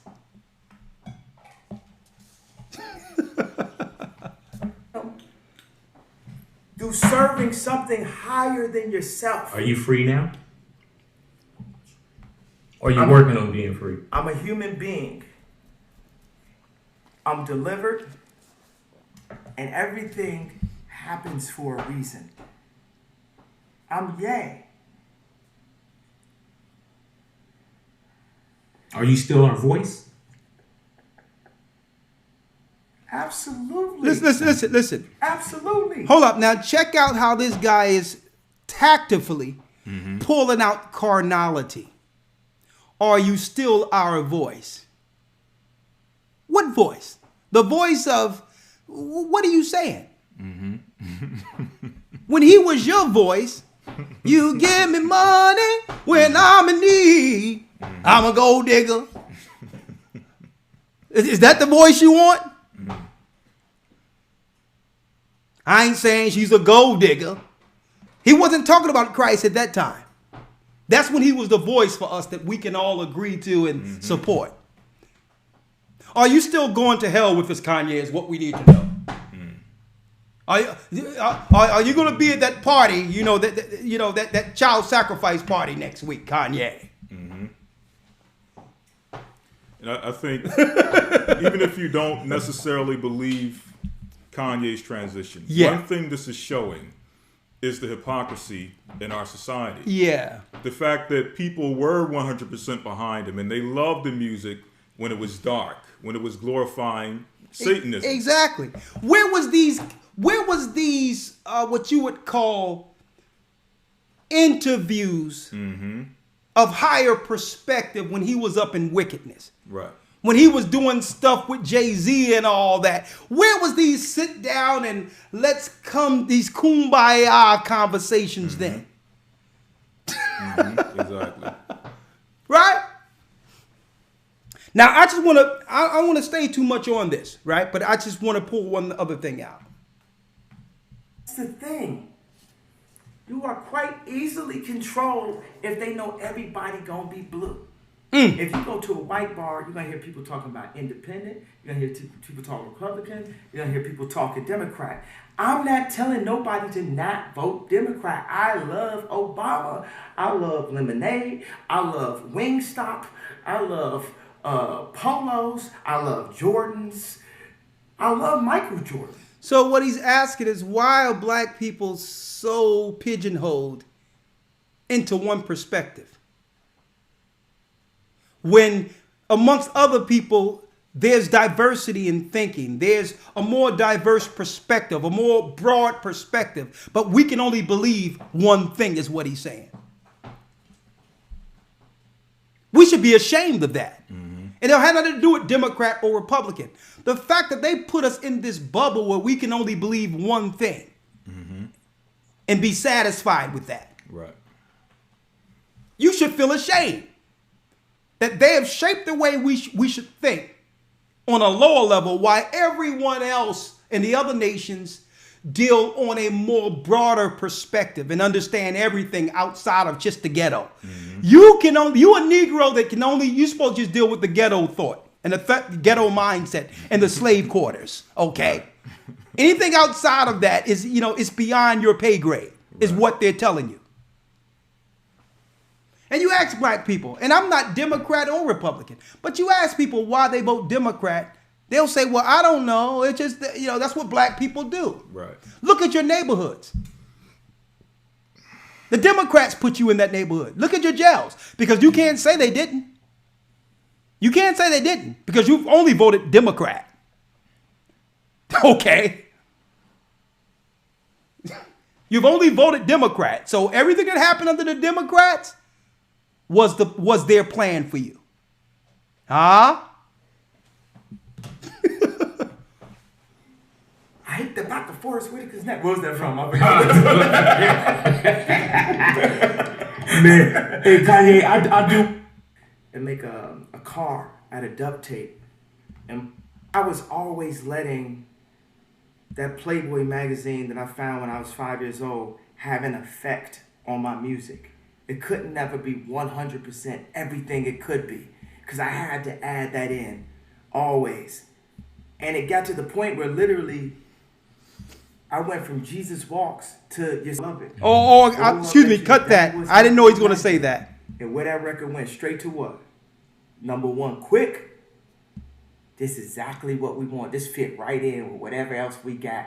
This fit right in with everything we got. Make sure you bleep that, AC. This fit right in with everything we got. That promotes killing so that we can have more slaves in the mass incarceration, never-ended slave system. This fit right in. Why did you make it? Because I was asleep. Because I was drowned.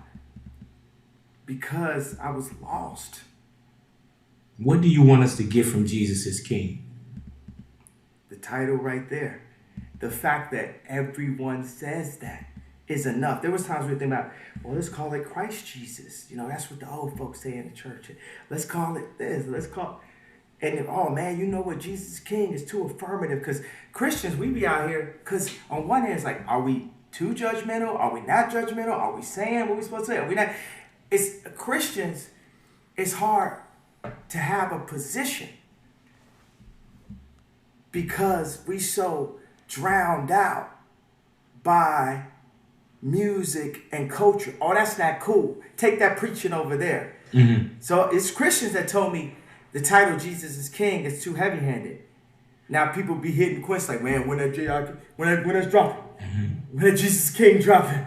So there's an opportunity where people are coming for the music, but they may leave with salvation.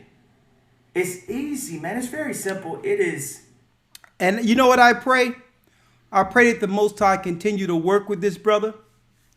And I also pray for the day that this brother has the truth, a mitre on his head like you see with Lawyer right here. And I pray that one day he'll switch that Sunday service to Sabbath service. Keep your eyes on this. But because we all had a transition. Paradise or Fahrenheit? I hear you. Either it's paradise or it's that hot get down. Or it's Fahrenheit. And let me tell you, it's like,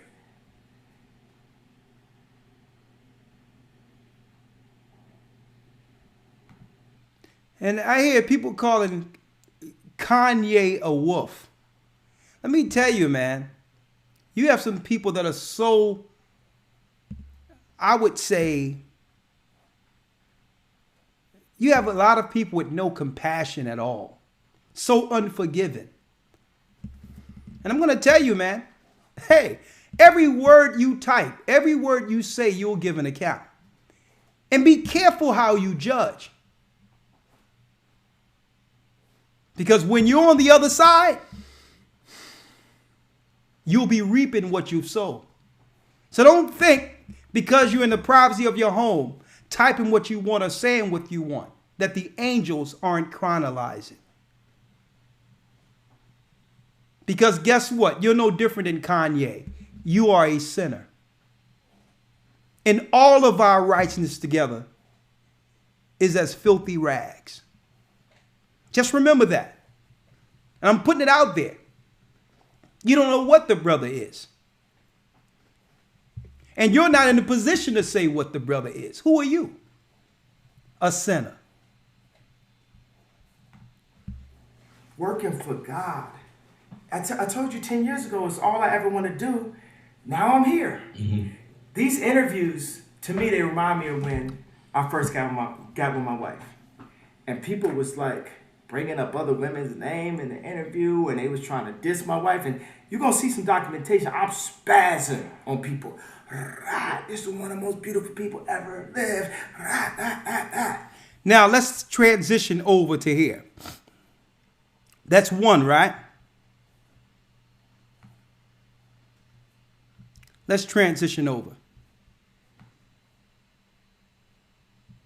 Right? 1 second.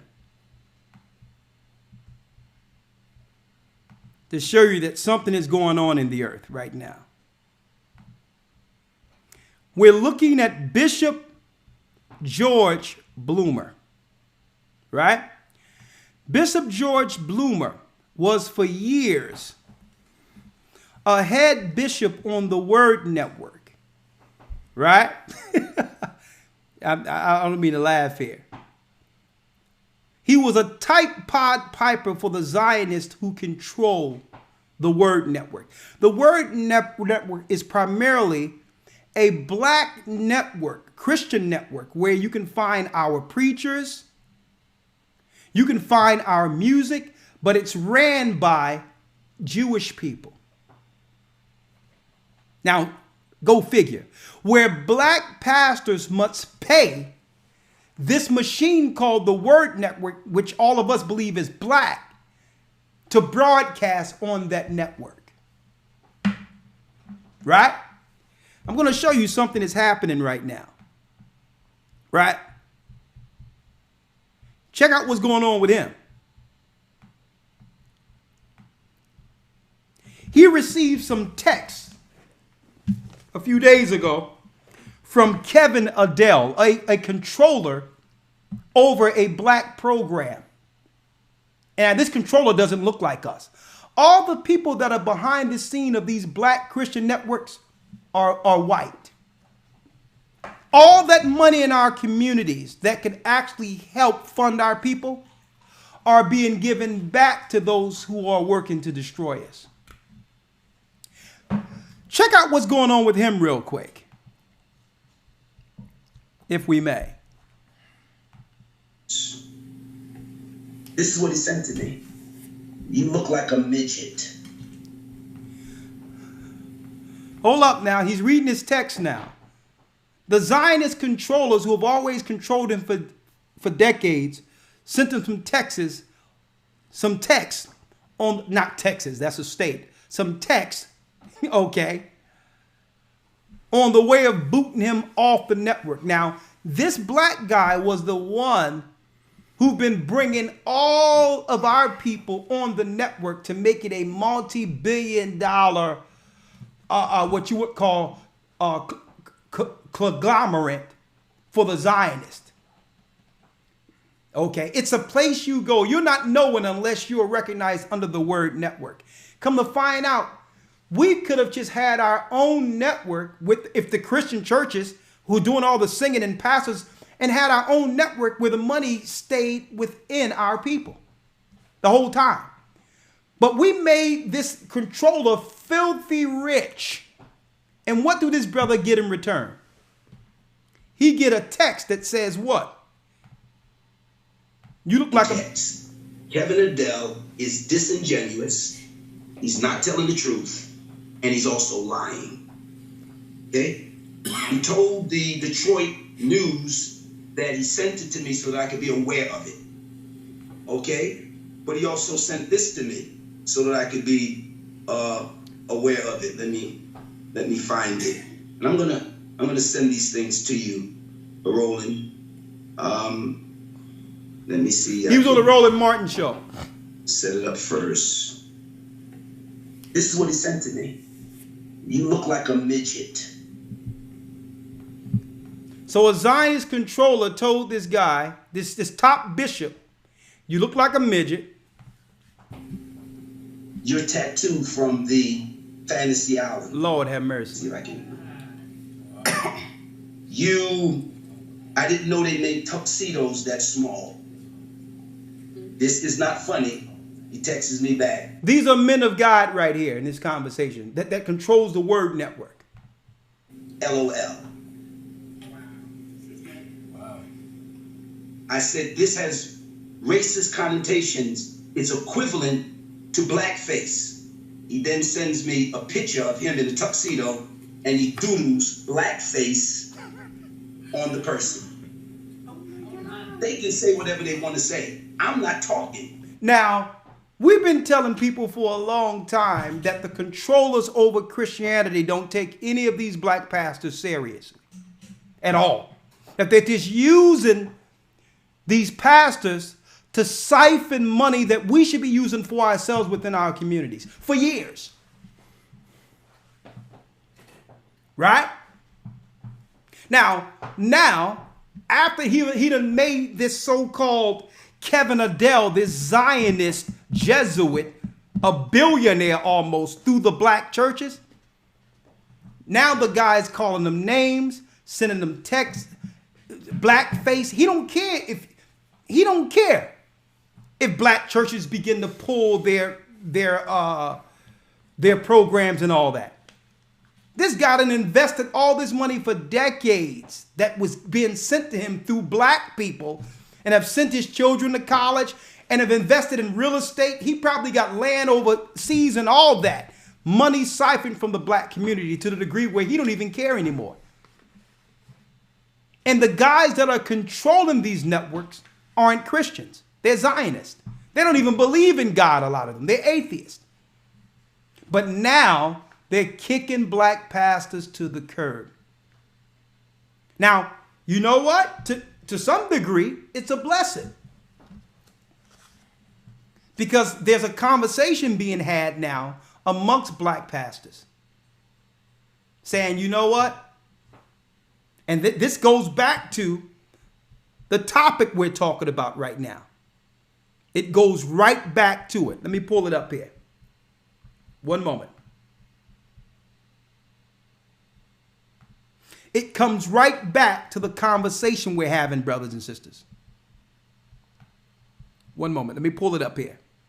That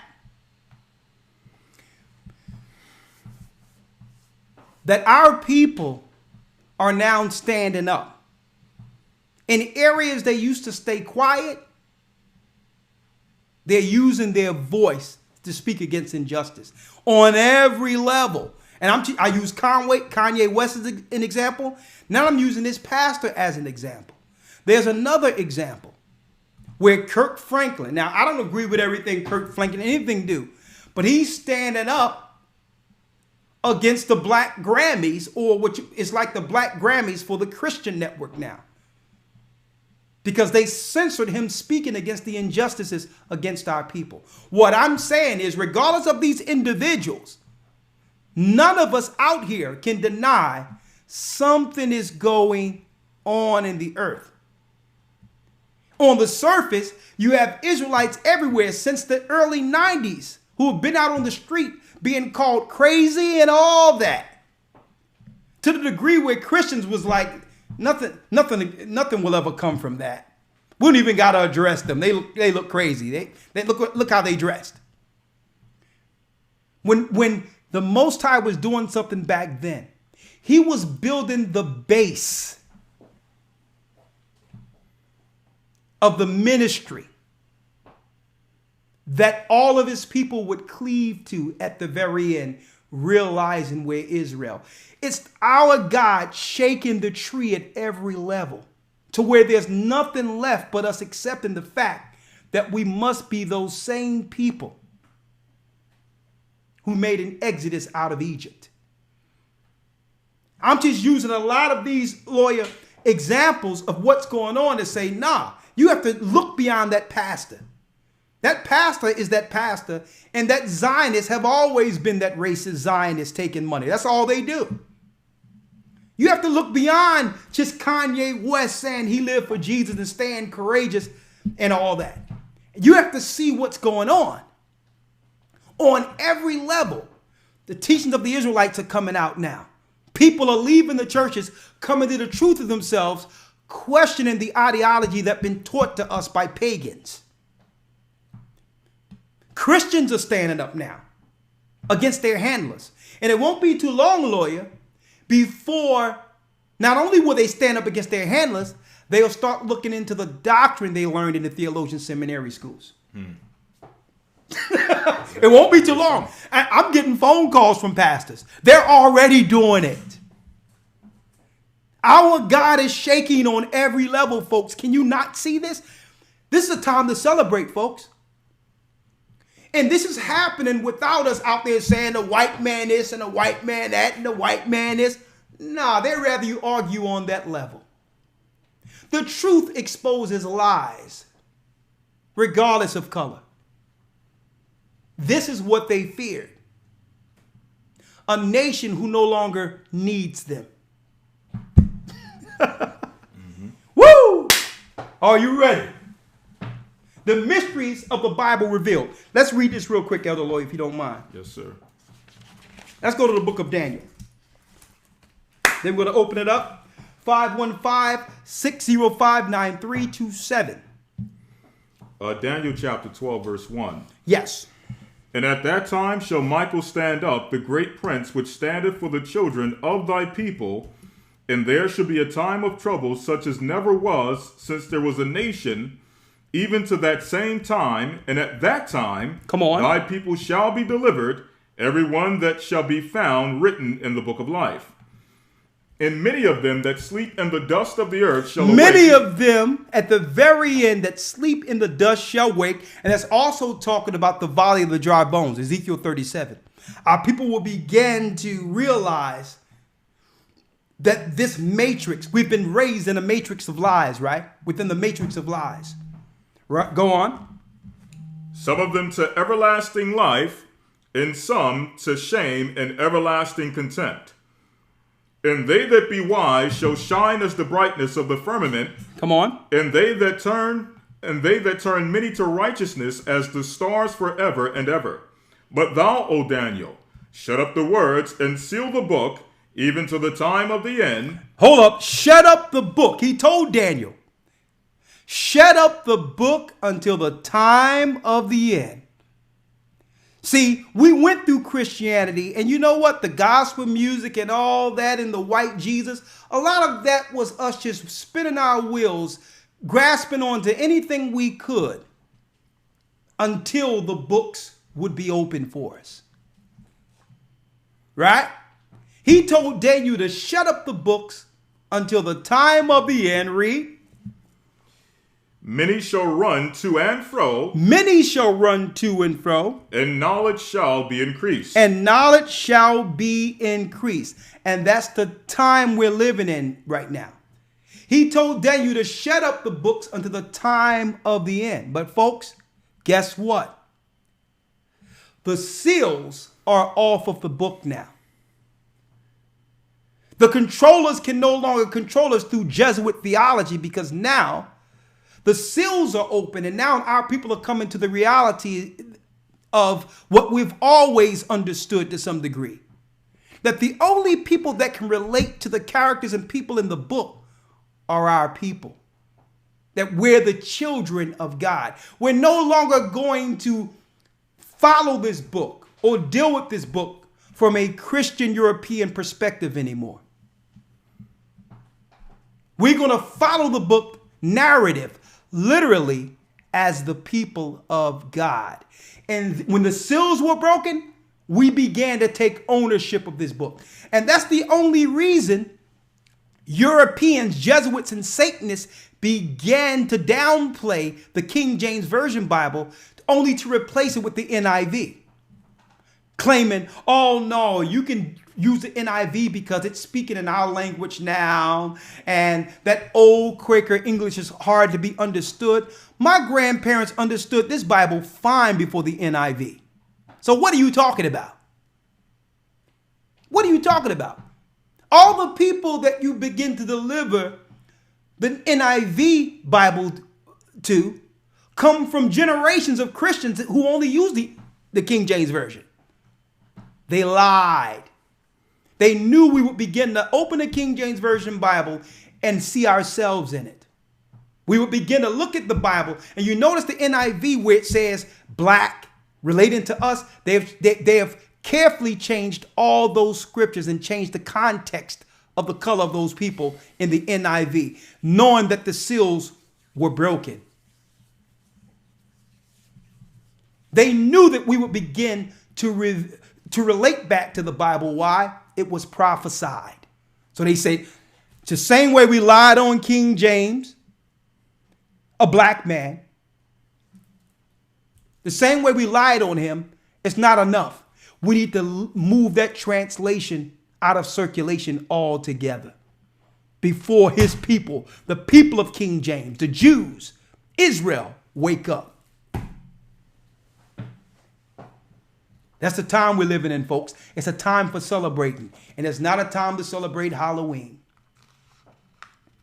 Okay? It's not a time to celebrate Christmas or Thanksgiving. It's a time to celebrate the awakening of the children of God. Judah, Benjamin, Levi, Simeon, on and on and on and on. We are back. Right? We are back. Finish reading what you got, Elder Lawyer. Oh, let's sit on that. Right? Let's get Amos 8 and 11. Matthew 13 and 9 first.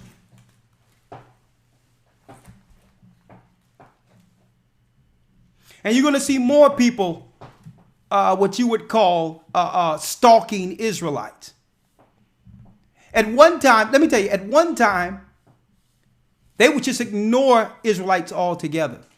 Nah, that'll never catch wind. Oh, no. They said, look how crazy they look. Look what they're talking about. They are spectacle. Let me tell you, the Most High always used the fewer in number. He have always used the spectacle.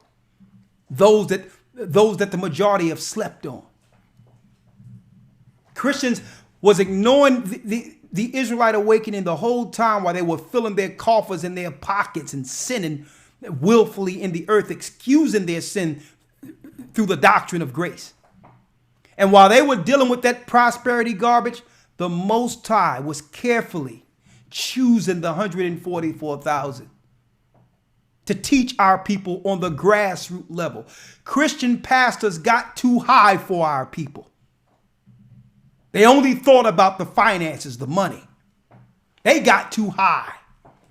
And guess what? The Most High had us work right up under with our people. Why? Because we were always there. We were always there. And the truth did it. The Most High did it amongst the poor. It wasn't about sending some guy to a theologian school or sending someone to some high college with these lofty titles and degrees. The Most High would use the lowest man in our communities from amongst us to help raise us. That's the time we're living in right now. Okay? Finish reading. Read it real quick, Elder Lawyer. Yes, sir. Matthew 13, verse 9. Who hath ears to hear, let him hear. And the disciples came and said unto him, come on. Why speakest thou unto them in parables? Why speaketh to everyone in parables? Read. He answered and said unto them, Because it is given unto you to know the mysteries. It is given to us to know the mysteries of the kingdom of heaven. Most people are confused when they open up this Bible. It's like a puzzle to them. It's like dark sentences that cannot be understood. But Christ said, no, it's not for all to understand. See, it's not for everyone. But when you start viewing this Bible as the people from its proper perspective, literally, the scales fall off your eyes and you begin to read the book and understand it. Why? Because you have a vested interest knowing that now you can relate to the people in the Bible. They are us. That was the mystery that been hid from our people in slavery. That at the whole time that we had no idea who we were, we still praised God. We were the most spiritual people on earth. We still went to church with no understanding, didn't have half of the understanding we have now. But we walked in faith and believed. Why? Because we were always the people, folks.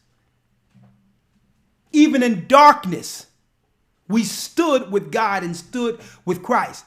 And now he rewarded us with the truth of ourselves, that we are in fact the children of Israel. We're not Jewish. We're Judah.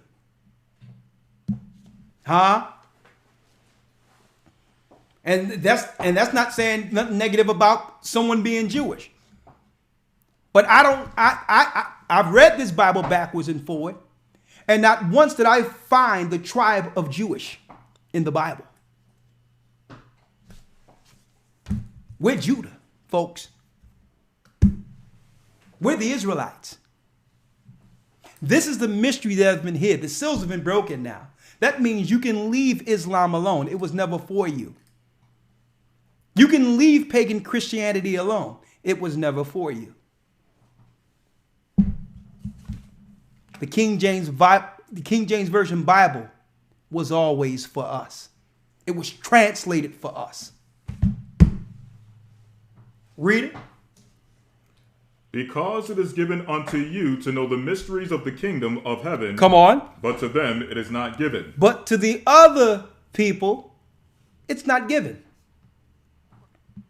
That's why Christ told the disciples, blessed are your eyes that you see. Because almost everyone on this earth, or if you're living in the Western world, owned the Bible at some point in time, but couldn't understand it. Why? Because it wasn't given for everyone to understand. And be honest, have you ever seen anyone on this earth break down this Bible in our current time like Israelites? Anyone? Think about it. Why? The Spirit bear witness, folks. We're the people. We're the people, folks. Come on. Because it is given unto you to know the mysteries of the kingdom of heaven, but to them it is not given. And so if some New Jack Gentile theologian or anyone else come our way and try to tell us about our book, we can come back and say, listen, buddy, to the wicked thou have said, what have thou done to declare the Most High statutes and to take his word at thy mouth?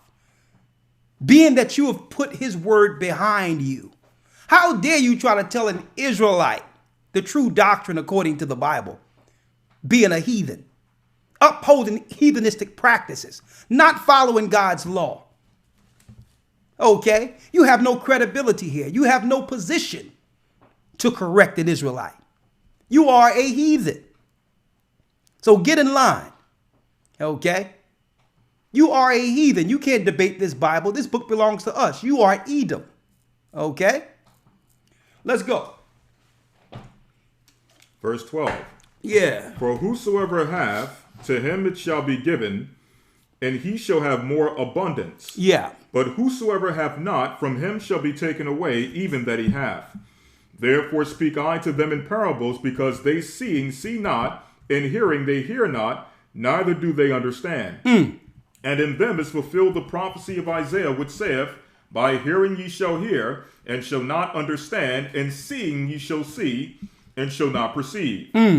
For this people's heart is waxed gross, and their ears are dull of hearing. And the people's ears are dull of hearing. And that's why so many people now of our people have given up.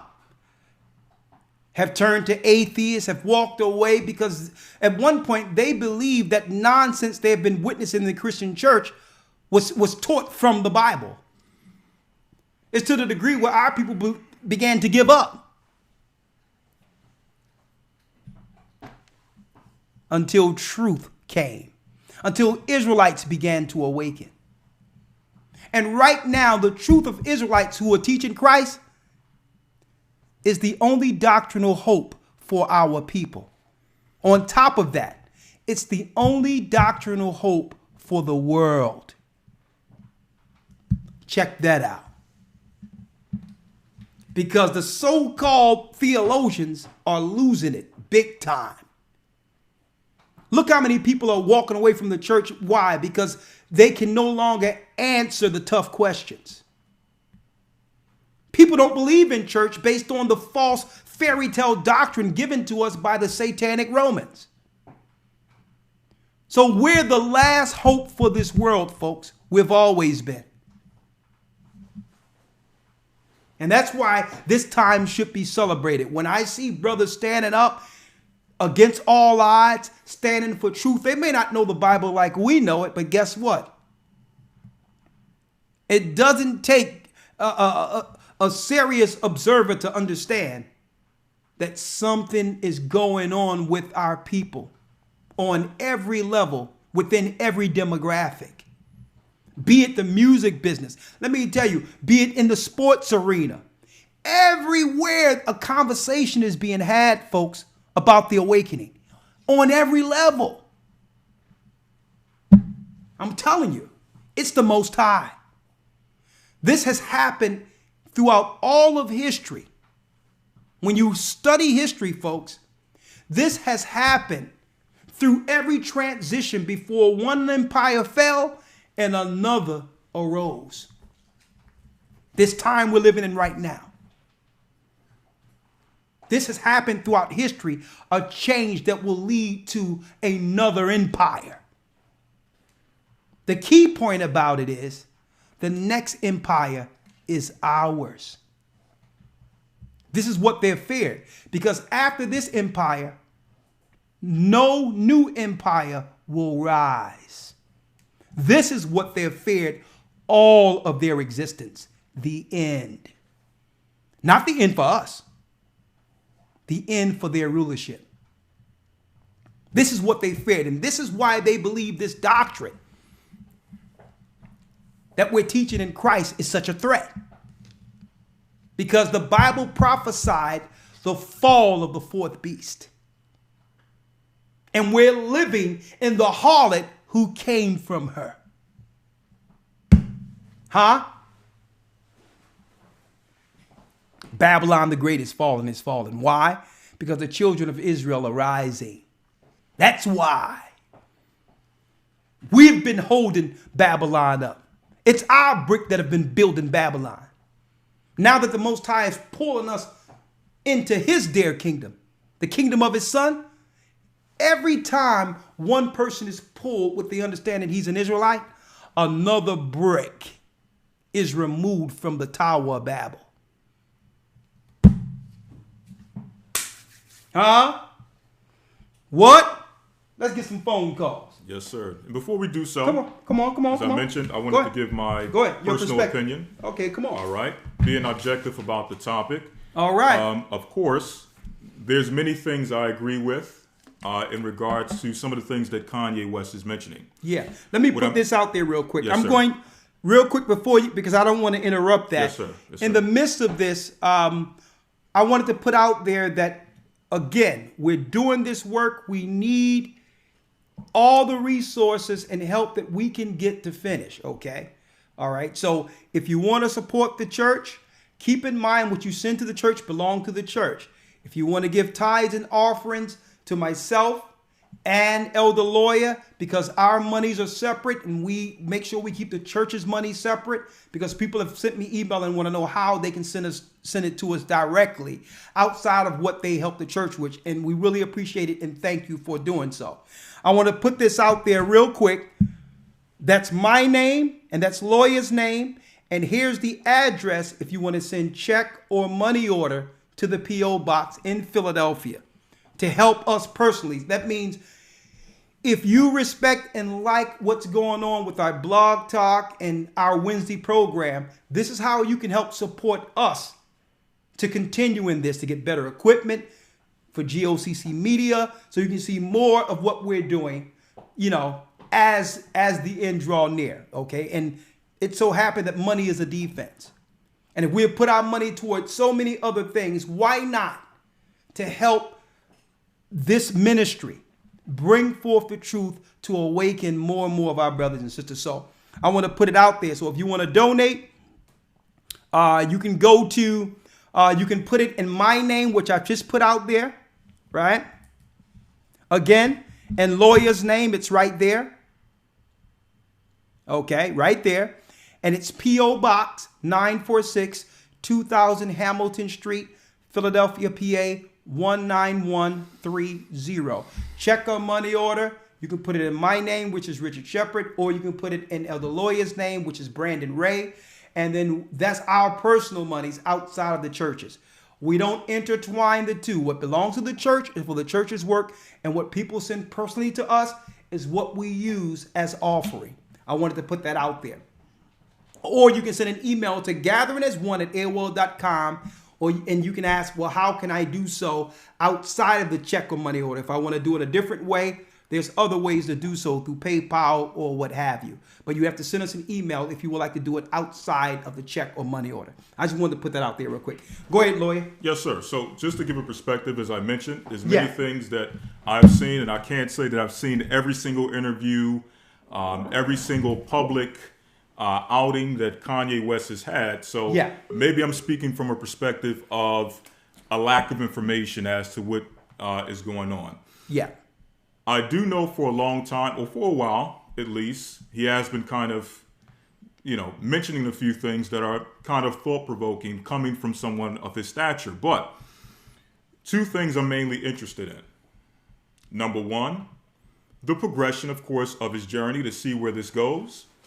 And secondly, the main thing I'm interested in is seeing what is his, I guess you would say, his biblical, what are his biblical, either his biblical foundation or his biblical perspectives. Right, his biblical perspectives, his biblical convictions. Exactly. And the reason I say that because, number one, let me put this out there.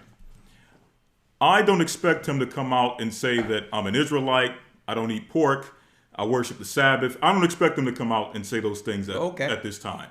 But at least I want to know, okay, what is his perspective on Christ?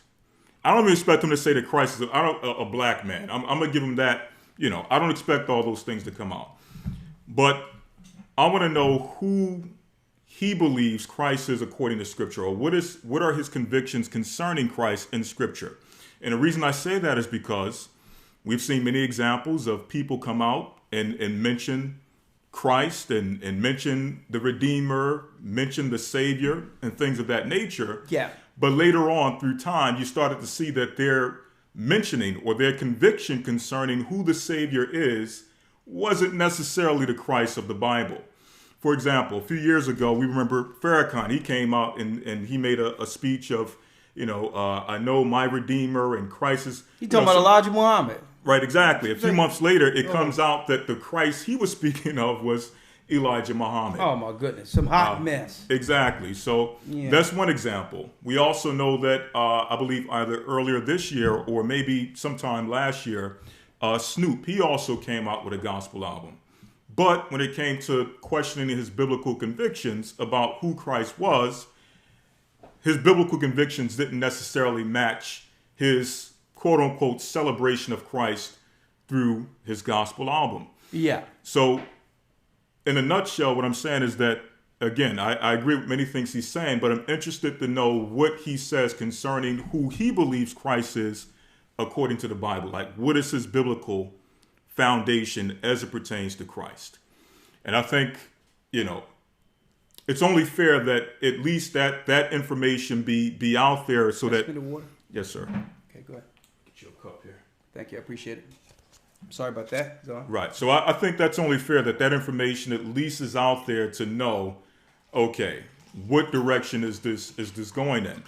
And, at last, I don't think that it's fair on the other side to automatically point him out and say he's a wolf, he's this, he's that, because you don't know what someone is dealing with as they, before as they lay upon their bed and they meditate and they're thinking about their life and their decisions. You don't know what someone is going through and what their convictions are. So it's up to that person to provide openly what those convictions are with the word. Okay? So that's the only thing I had concerning that. But one thing the word agree with, and I agree with wholeheartedly on something that Kanye West has stated. Mm-hmm. Emphatically, I agree with. Christ is king. Mm-hmm. Okay. Now, until he go into the word, and I'm going to assume it's the Christ we read about. Mm-hmm. until he specified differently, like Farrakhan and Right. others, who are just using Christ's example to exalt Right. a man they honor. Right. That's antichrist. So until he state anything different, I'm going to assume that he's talking about the Christ that's coming back to save the children of Israel. Christ is king. Right. Now we only have one more thing. No, go ahead. Let me No, be fair. Go ahead. I mentioned something about Snoop, and someone did mention Okay.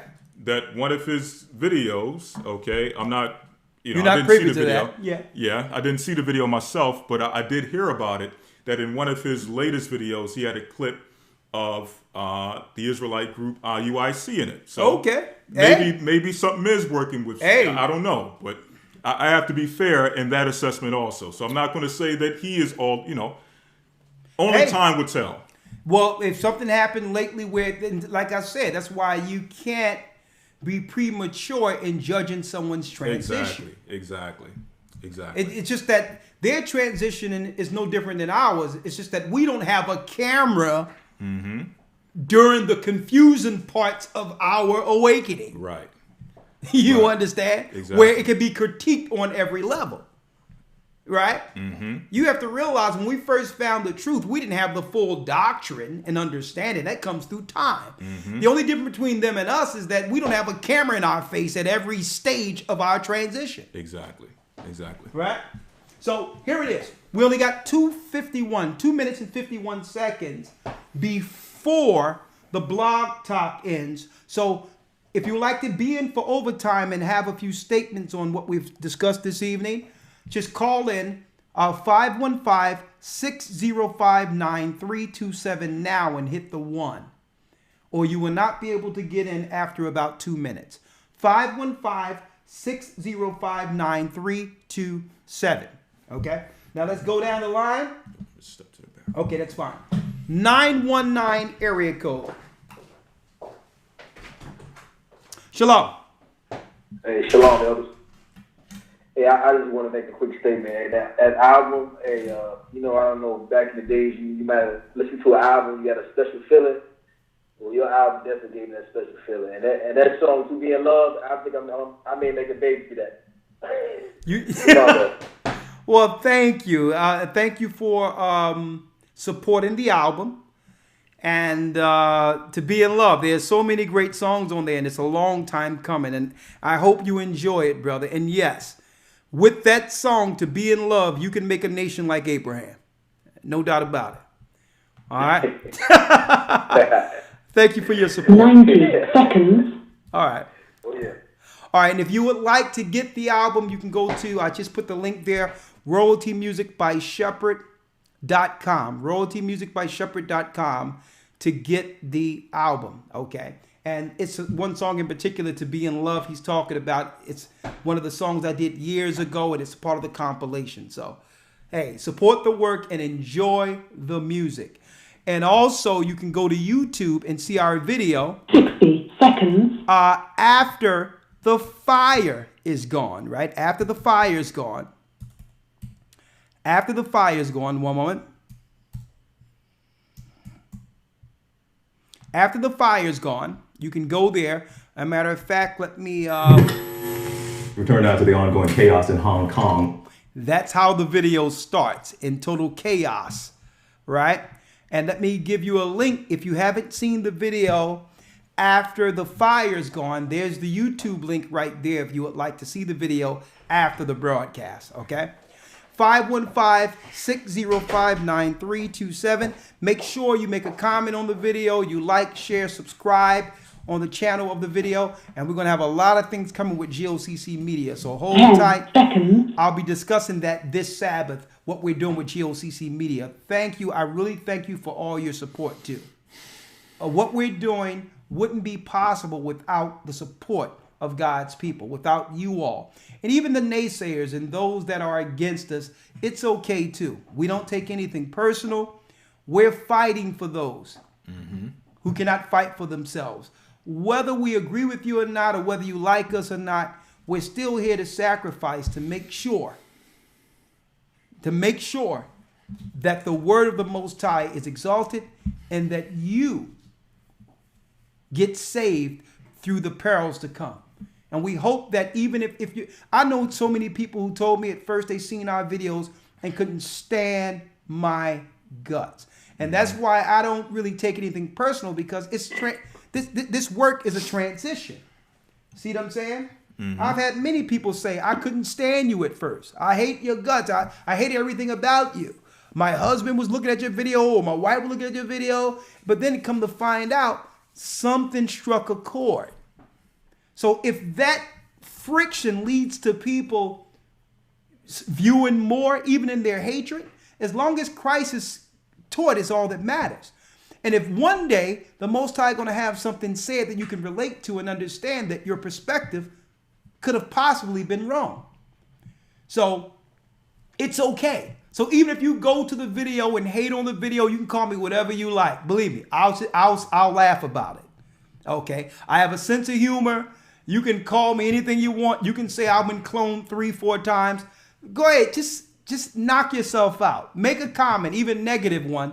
It doesn't matter, because the views will allow the video to actually bump up to the degree in which it's preferred, and it may trend to help other people prepare for after the fire is gone. I can care what no one say about me. I'm fine. Mm-hmm. And I understand that this vessel, if I endure unto the end, and if we endure unto the end, we're going to shed this vessel anyway. Mm-hmm. I'm looking for life eternal and immortality through Christ. Right. And that means to shed this body. So if you want to talk about me and whatever the case is, I'm going to tell you something you probably didn't know. Right before the shoot, a zit popped up on my nose. All right. Okay, good. I'm a man. Mm-hmm. And, you know, and I'm like, well, is that going to show? They're like, don't worry about it. We'll put something on it. I'm like, well, I don't care. Show the zit, whatever the case is. Listen, we're going to shed this anyway. Mm-hmm. Just support the work to the degree where it can help someone else. Even if you don't like me, I'm fine with it. Okay. All right. 352 area code. Let's see. About that. Shalom, you're live with the Gathering of Christ Church. Okay, all right. I see. Know what I'm going to do there. That's in gigabyte land. All right.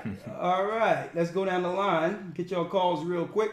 318 area code, then 803 area code. Now I'll come back to you in gigabyte land once I'm no longer playing in the background. All right. 281 area code. That's right. The mystery of the Bible is revealed, and the true people of God is standing up. And I mean, we've covered so many areas this evening. I don't know where you'll start, but come on. 281 area. Hey, Shalom, Brother Muhammad from the Houston body again. Hey, what's happening, Captain? I tuned in. What's up, brother? Shalom. I tuned in when you were speaking on It's a Time for Celebration. And, man, I just give so much thanks to the Most High, because, you know, I've witnessed so much miracles in this body, in this truth, period, in this walk. It's ridiculous, man. I've seen babies from my brothers, you know, recite their Our Father prayer in Hebrew before they're 3 years old. Oh, before they can talk right, but can recite Our Father prayer in Hebrew before 3, or at the age of 3. You know, I've seen children in this body discern things spiritually before they're even 15 years old. You know, thinking about what you're saying and comparing it to the scriptures. Is this what I've learned? Is this what I know to be true? Is this Yeshaya speaking? And you can see them pondering these things as children. So it gives you an idea what great magnificence they shall grow into in the future, and how the scriptures are never vain. You know, I'm seeing people outside this truth wake up to the fact that something is like Kanye and Nick Cannon and all these other cats. They're waking up to something belongs to us, and we need to return to our one, the Bible with Kanye, and two, our ancestry with Nick Cannon, and it really warms my spirit. It really does give reason for celebration, and I praise the Most High because it's only through Him and by Christ and His testimony and prophecy that I can see these things at 25 years old. That I can live through these things and notice them. I'm noticing people around me being more conscious of what they do spiritually. Now, many of them don't, but the ones that do, you can pick that up easy. So I just want to give that testimony. Also, another testimony, man, I don't know if you remember. You gave a lesson with Shabbat, Shabbat, and you were speaking about this drug called Tamiflu, and how some sister almost killed herself or did something. She almost died off this drug. Yep.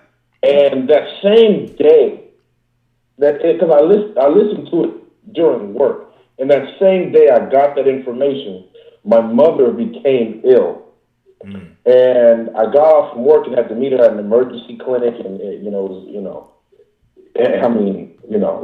something else. And I'm seeing my mother in this hospital bed, and lo and behold, what drug are they trying to give her? Tamiflu. And I said, man, if this isn't a spiritual battle, a test right now going on, because I got the information on the drug. Now my own mother, my beloved mother, is trying to be force-fed this by the pharmacy, these people. I'm telling them, what is that? What is, what's going on? Can I get the side effects on this, that, and the other? They're saying, oh, sir, you need to leave the room. Ma'am, we just want you to live. We don't want you to die. Trying to scare my mother. Mind you, she's a nurse. My mother's a nurse. So she has a lot of invested faith due to this programming and stuff like that in pharmaceuticals. Did she take the Tamiflu? Oh, ma'am, I just want you to live. Hold on. I just want you to live. I don't want you to die, so on and so forth. So I close the door. I kind of run them out the room, close the door, and start praying. My mom's looking at me like, oh, Lord, he's getting to this whole church thing again. He done watch them people on the, she knows what I'm dealing with. But she knows it's Bible-driven. So something must have resonated. She did not take the medicine. Within 10 minutes, she's like, I feel better. Let me just catch my wind real quick. And we got out of there. And I know if it had not been for the Most High giving me that information through you guys by the Holy Spirit, and also me praying fervently in that room, my mother would have took that drug, and only a high knows what would have been the outcome to that. So that's a big testimony that I have in this truth. Oh, praise that I know I'm dealing with the truth. I know what I am dealing with right now in my life is real and the truth, and I can't be moved off of it, man. Oh, praise be to the Most bless High. you guys, love y'all, and keep on. Man, thank you for this testimony, brother. I mean, brothers, let me tell you, when I hear stuff like that, lawyer, let me tell you, this is what the work is about. That's right. This is why we sacrifice. When I hear things like that, I had no idea of putting those things out because we were reading the side effects and how Tamiflu was really out there driving people crazy and killing people and all that. I had no idea that it would directly help a person I've never met before. Right. We were just giving them the details that are not normally discussed within our communities. We're too much of a trusting people. We trust the same society and the same pharmaceuticals and the same educational system that have always destroyed us. So the Bible says, my people are destroyed for a lack of knowledge. Right. If we give our people are smart. They're intelligent. If they have the information to weigh decisions with. Right. You understand? So All praises be to the Most High. Right. If I can mention also, some people may ask, why are we always going into what the people are doing, and why are we going into all these different things? Why don't we just focus on the Spirit, just focus on the gospel? Not realizing that a large portion of the gospel was healing the sick. Exactly. People who are already affected by these demonic attacks. So we're going into this information to show you that, listen, if you take these particular medications and these things they're trying to administer, you're actually going to administer yourself the same demonic sicknesses that Christ was coming and trying to heal people from in the first place. Exactly. Exactly. So we focus on how they're making our people sick. Right. Because sicknesses are demons. Mm-hmm. So you have us working backwards. Mm-hmm. Can you pray on us? Pray on you for what? Oh, the demon I just popped.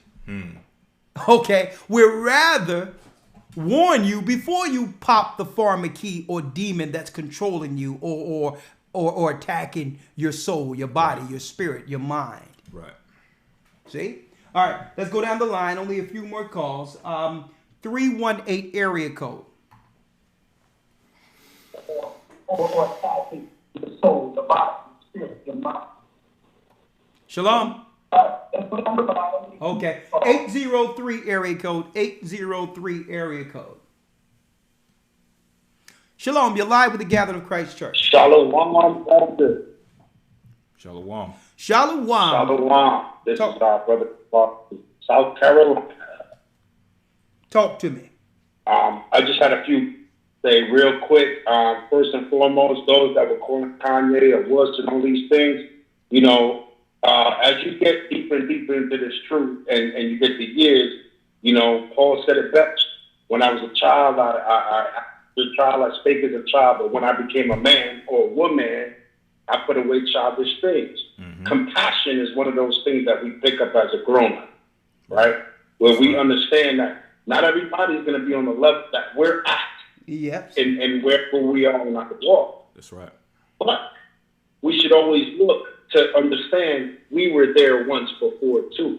Mm-hmm. You know, and if you could see yourself in that person and the Christ in that person, you would understand that going through a journey. And what we can do is discuss it and move forward, because what he's doing right now, why wouldn't anybody look at it and be like, all praises to the Most High? Why wouldn't you give God the glory first? You know? So me and Deacon Massar, we've been talking about this since last weekend. You know, Big Boy, you know, always trying to look to quench a rising. I watched the video with James Corden and Kanye on an airplane that Kanye had chartered. You know, and he asked him a question, and Kanye said, well, you know, people can agree that when a person falls asleep, they're asleep. When a person wakes up, they're awake, right? Mm-hmm. So he also said, if someone does not believe that the person is either asleep or awake, they're the walking dead. This is the awakening. Just as plain as day, he said. And I'm like, oh, I sent it to you, Elder Lawyer, the video. Yeah, I saw that. It was the perfect time. It was the perfect statement. And if you look at that, it's like a trigger, you know, and you got to watch that, where he's now telling people, hey, and brothers and sisters are waking up. That's where we come in, where we talk to people. This is the conversation starter, to where we start talking to someone and saying, hey, yeah, Kanye is going through that transition. I went through that transition, you know, and it begins the conversation with healing first, understanding, hey, you Israel. Now, what do we do with it? And then move forward. I bless the brother for doing what he's doing. He's not Twitch or anything. All praises to the Most High for waking up this brother and other stars that have yet to come to this realization, and those that are going through the transition. It's just a blessing, and we need to focus on this. This is scripture. This is prophecy. So bless you, brothers, and to all my brothers and sisters. Thank you. North and South Carolina, bless you too. Thank you, brother. Thank you, and that's a good point. He says it was a video with Kanye West being interviewed with who? James Corden. Let me see. I think James Corbin, right? What's the? I don't. I think it's Corden. One Yeah, of those. yeah, yeah. It's James Corbin. Yeah. Just put it in. You'll find the interview. I want to also put this out there because I'm getting so many emails and messages off of the beginning of After the Fire Is Gone, the music video, and really are commending Amoth and his wife and his child in the beginning. It's Bishop Amoth, Sister Robin, and their daughter in the beginning scenes before the cops bust in during the end of the world, right? But I wanted to say this, but I not only want to thank them for their great work within this church regularly and their acting before that. They did a great job. I also wanted to give a special thank you because a lot of brothers and sisters, to let you know how great a work Amoth and his wife did. You probably didn't know that those weren't their voices, okay? The actual original recording was done in Houston. Since the brother said Houston, it reminded me of making sure I thanked the brother and sister that actually went into the studio to do the voiceover in the song from Houston. And it was, I know Micah Allah, the one maestro who did the music, but also I want to thank and bless up Brother Officer Maisha, who was the man's voice in the beginning, and Sister Awaria in Houston. I'd like to thank you, and I'm going to have something for you when I get to Houston to give you a special thank you and a hug for projecting and bringing that reality to life in the studio. I really want to thank you. I didn't forget about you, so I wanted to put that out there. All right. You know, it's deep because, you know, watching it, I noticed it's like a Southern accent. I'm like, it's a Southern accent. Like a Southern accent there, yeah. Now you can get it, right? Yeah. So, but it all came together. You see how the body comes together? Yep. And it's a shame because I wanted them, because I'm like, there's no way we're going to be able to reenact the spirit they brought forth in the studio. I wanted to actually do it in Houston or have them come here, but time couldn't permit. But we'll do some other things together. What a great job, brothers and sisters. I wanted to just commend you on that. I didn't forget you, okay? 662 area code.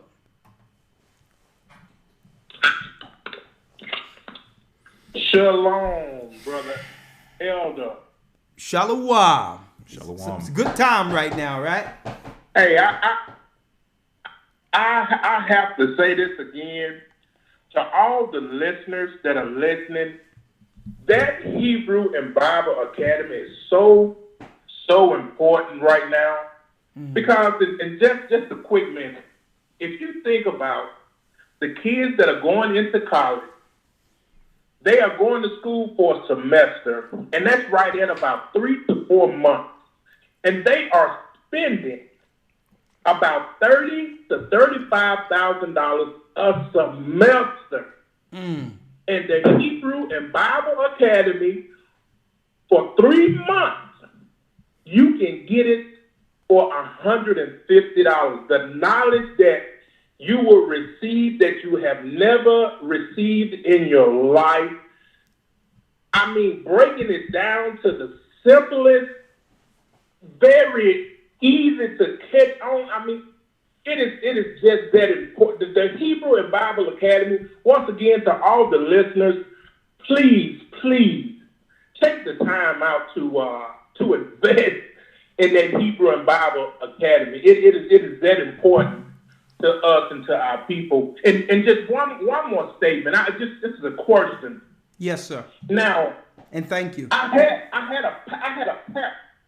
had a pastor to tell me that we're not under the law. Let me get this understood. This is a seasoned pastor, about 25 to 30 years in. He said we're not under the law, but yet he goes and he is teaching from Exodus 20, verse 1. I'm not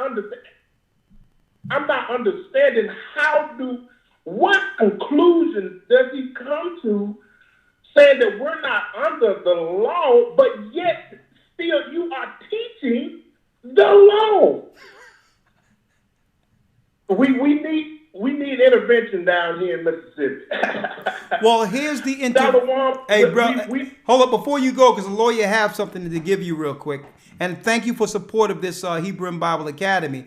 I know when you seen that scripture breakdown of the mystery of the Gentiles this weekend, this Sunday, I knew that opened your eyes, right? Let me say, once again, elder lawyer, that Gocc, y'all keep blowing our head. After a while, we ain't gonna have nothing left. We're holding on down here. Hey, I tell you. And guess what? We had a phone call from South Carolina today while I was on the call on the way here. And a chaplain called me from a South Carolina prison. A converted chaplain in the prison. He says, "Are you?" He says, "Are you?" He says, "Are you Elder Ricard?" I'm like, "Yeah, brother. Talk to me." He says, "I'm a chaplain in the prison here, and I got some Hebrew Israelite brothers that I've been teaching here. I need y'all to send some brothers here. We have some people that's waiting for submersion." I'm not talking about some regular brothers in the prison in South Carolina. The chaplain of the prison has been converted. Man, woo! I pulled over the car. I'm like, what? I'm like, you are what? He says, "I'm the chaplain of the prison." He says, I can tell your voice. You're Elder Ricard Shiar. I'm like, yes. He says, "We've been doing some work here. There's some brothers here, and we need some submersion." And I'm like, "Don't worry about it. I'm going to give you lawyer's number. I'm going to give a lawyer your number, and we're going to have someone come from South Carolina, and we're going to set up a ministry in the church." He says, "We've already held it down. Come here and take it over." All praises. What? Praise the Most High. Elder Ricard. Yes, sir. My wife, and listen, we support you. We love you all. We support y'all to the fullest. Once again, if it's anything that we can do down here in little old Mississippi, man. My wife, she's always telling me, "I need to say something. I want to get in the chat." So I'm gonna let her say one thing. No, tell her, come on in. Come on in. How y'all doing? We're blessed by the best. Shalom, sister. His name is Ahia. And it's not the first. Hold on, let me put this in there. And it's not the first person either. Let's go. I just got one thing. When I ordered my CD, because I did the download on the computer and didn't realize how, you have so many hours to do the songs. I just listened to the songs on the computer. I'm going to purchase the CD itself. Can I have mine autographed by you? You know what? I'm going to grab the I'm going to grab it and I'm going to autograph it myself. Give me the ink pen. Let me make sure I write down their number. And you know what? I'm going to send this to you, sister, for all your support. Right? You in the academy with us, and word is bond. Hold on 1 second. Hold on. Yes, we ready for you all to come to Mississippi. Oh, we coming to Mississippi now. I love that southern voice now. I was born Lake Charles, Louisiana now. All right. Oh, okay. Oh, okay. Yeah. Oh, yeah. That's about 4 hours from us. Yes, it is. My mama still have that. She had that southern slang, just like you had. Okay, let me have your name. Let me have your name real quick. Yolanda. Yolanda. Yolanda. Okay. Yolanda. Let me have your last name. Kirkwood. Kirkwood. Okay. I have your number here. CD.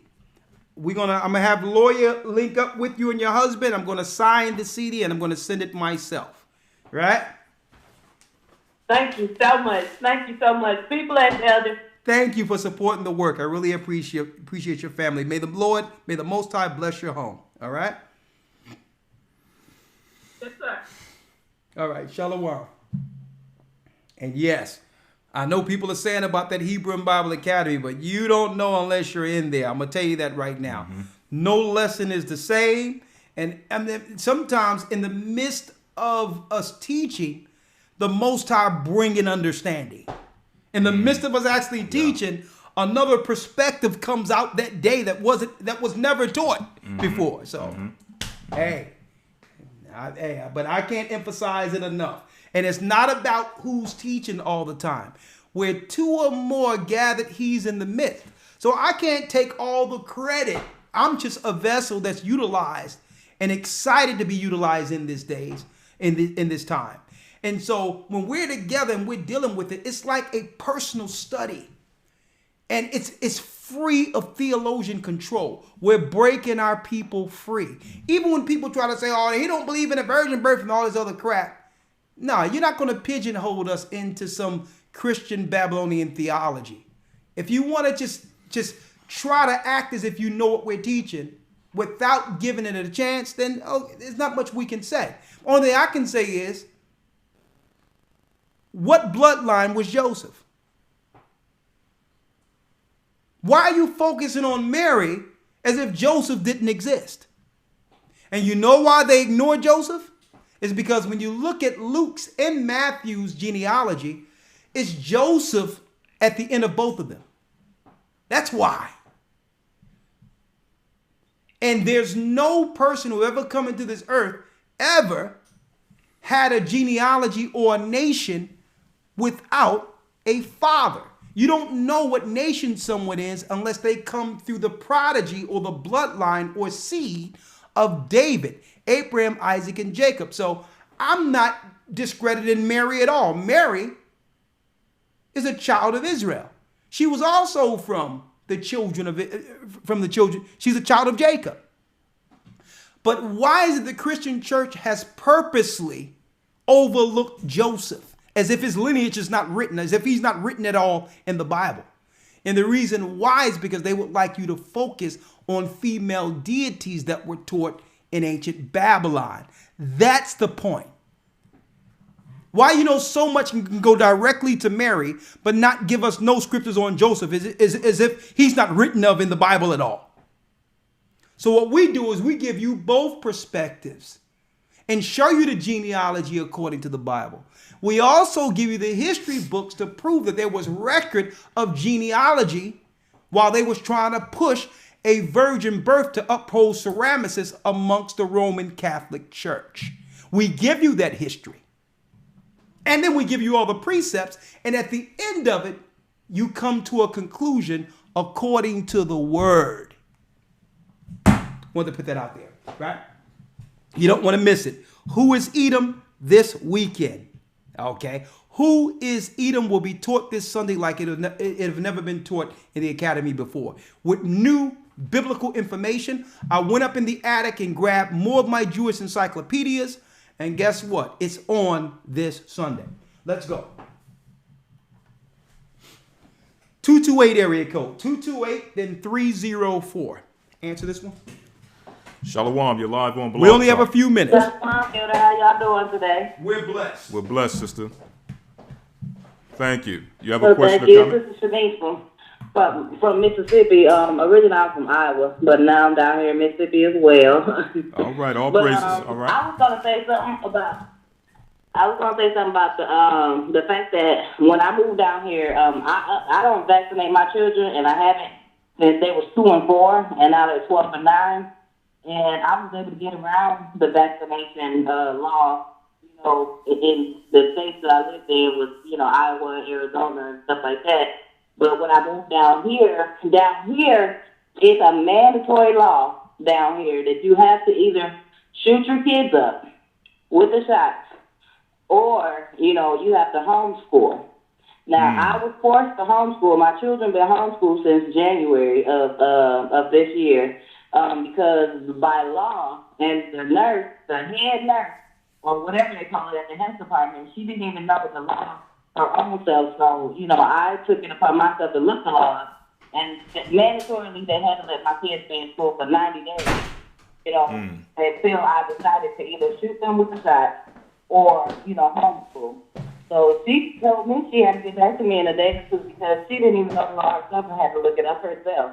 So they basically, go off the hearsay down here as well. with basically the laws and this, that, and the other. And, I try to educate as many people as I can about, the vaccinations and stuff. But I'm now homeschooling my children, and I have a lot of women that, they're scared to actually homeschool their kids because they're actually making it in other states. They're showing that women go to jail for homeschooling their kids. But I'm going to let them know that, you don't have to do all that. And the steps you got to take, you can actually look them up as well. And sister, what state is this again? Where you're saying that they're making it mandatory for child vaccinations? In Mississippi. Mississippi. Yeah, in Mississippi. Basically, it's a whole bunch of states that make it mandatory. But down here in Mississippi, it's mandatory. Like, I can't even get my children, no doctors will see my kids. No, not even the health clinic. Hey, sister, this is what you have. The crazy thing about it, sister, this is what you have to do. Okay, is because they're using fear to push your children into these cancerous things that substance they have in these death vaccines. Okay. There's an uptick in cancer, and there's no coincidence there's an uptick in vaccines. The whole thing is we don't know what the relation to it is. We know Jesus didn't do it. So that's where we at, right? So it's like this, brother. I mean, it's like this, sister, excuse me. You have to understand what your right is, which your rights are, and your rights take away that spirit of fear. Our sisters are not informed, okay? There's no such thing as mandatory. That's what they tell you. Okay, mandatory only applies if you're looking in the barrel of a gun. Okay, that's the only example of mandatory. That means you die if if you decide to refuse. What they call mandatory is not mandatory, sister. It's a mandate. There's no such thing as mandatory. Okay, so it's a play on words. It's a mandate. So what you have to understand, what are your rights under that mandate? Your right under that mandate is informed consent, which means you must walk with these people with wisdom. So in an informed consent, you're not saying, no, I don't want my children vaccinated. You understand? You're not saying that because automatically that puts you on the side as an enemy to be attacked. So you're not telling other people, no, I'm not vaccinated. What you're saying is, I would like to exercise my informed consent, which means give me your information. And I'll also parallel that with a second opinion. And if I come to the conclusion that vaccines are safe, then I will agree to do so. So but now under informed consent, the only thing you have to do is find a reputable doctor, nurse, or practitioner who's giving you the information on the cons of vaccinations. They're pro-vaccinations, and you have now you have informed consent. And now you're making an educated decision. You're going to them with information from a reputable doctor that's giving you the information to say that I need to pull back until I get more information.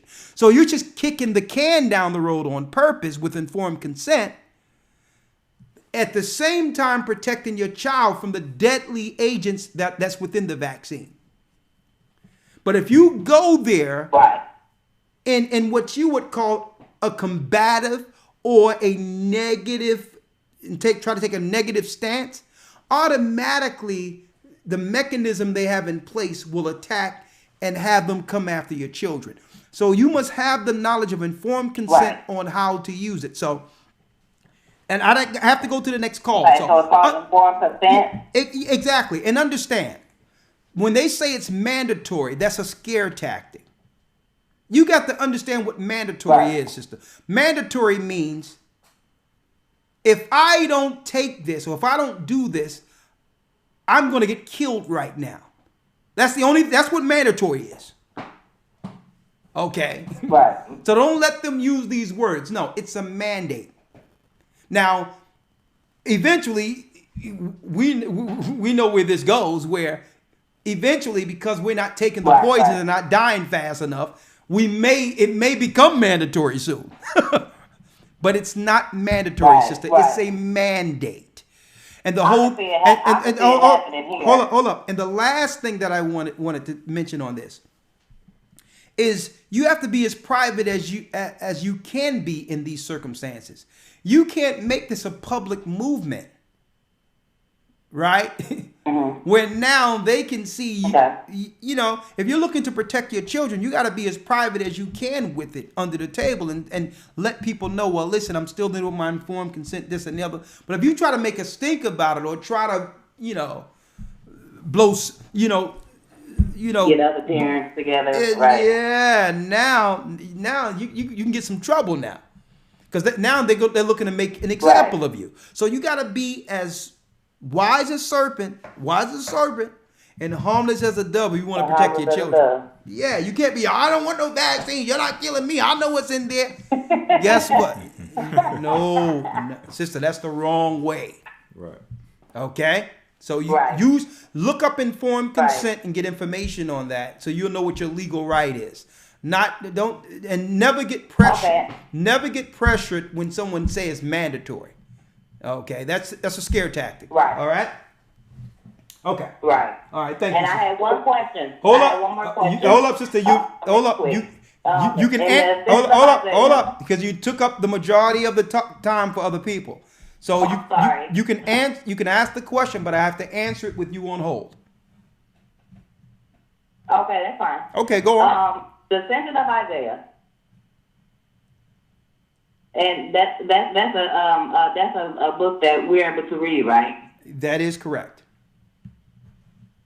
Okay. I had a question about. All right. No. All right, sister. Nope. You said one question. Hold the other one until the academy or until we talk again. I'm sorry. All right. Can't do it. Oh, okay. All right. I have to do it in respect of other people who are waiting. All right. 340 area code. Hello? You're live with the GOCC.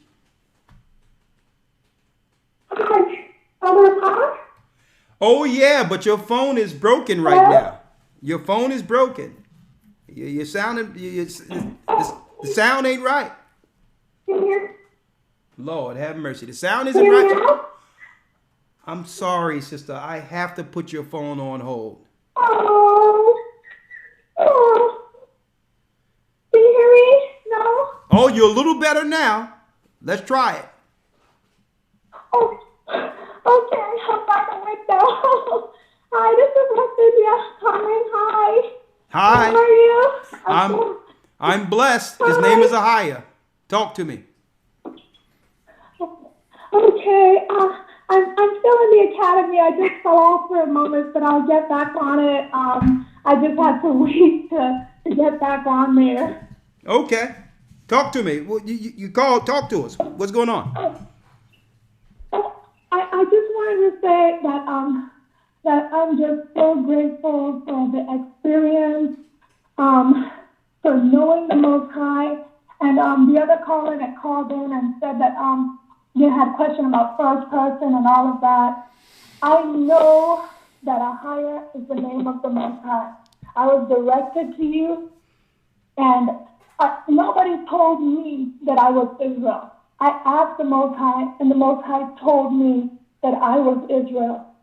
And I'm ever so grateful. When I first found out that I was Israel, I was nervous and scared to go out into the world, just fearful of what would people, think or do, or am I in danger?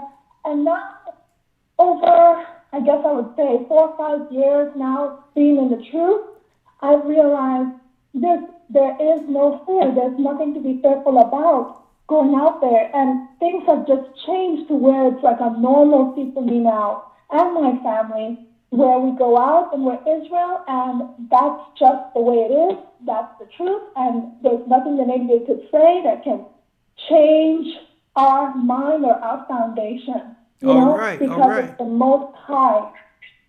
Okay, where you from? The Most High. Now, where you Oh, from? I'm from the Caribbean right now. I'm in the Virgin Islands right now. Benjamin over here. Okay. All right. I'm just putting it out there. There's some people, just real quick, there's some people trying to link to our videos. There's this guy running around saying he's the angel Gabriel. Just watch out there online. There's some guys trying to connect themselves to our video, and what he's trying to do is have private conversations and lure people in who follow the Gathering of Christ Church. So, and I just want to put it out there. Be careful. There's this guy running around, trying to build some trailers in some remote wilderness areas. So just be careful. Watch out. All right. But don't worry about that, Elder, because he can't shake me. I was baptized under GOCC Virginia. All right now. The congregation AC. And then we moved over here. And I just want to say how grateful I've seen the Most High in our lives. And now I raise my daughters, I raise my children with this understanding. When they go out there, they know they're Israel. Yeah. And if we listen to the After the Fire's Gone song like every day, okay? Oh, thank you. Oh, thank you. I thank you. All right. Okay. Yeah, I just keep pressing play. Review all the time. So we know the words, and we're going to get the CD real soon. Thank you. Thank you. Praise the Most High. Thank you. I really appreciate it. Praise the Most High. I'm so grateful to know this truth, because all of righteousness is as filthy rags. I tell people all the time. And so for him to have revealed this to me and to my family, it has brought us so close together that we love each other more than we really ever could by the grace of the Most High. Hey, well, sister, bless you, and you know what? I wish to meet you once we get over to the Caribbean and meet your family. So, all right. So bless you and thanks. Oh yeah, thanks for your support, sister. All right. All right. Thank you so much. All right. All right, bless you. Bless you, and thank you for being patient. I'm glad I kept you. I'm glad I kept you on. Thank you. All right. All around the world, Caribbean. All right, 252. We're gonna go on down the line to these few calls, and then call it a night. It was a good broadcast. Yes, sir. Yes, sir. Hell Night coming tomorrow, right? What's the day's date? Let me see here. Lord, 30th of October. Yes. Lord, Hell Night coming. Watch out. Watch out. Hell Night tomorrow. You have Christian churches with haunted houses and all that crap out there. Let's see if the preachers will unite against Halloween. Hell Night tomorrow.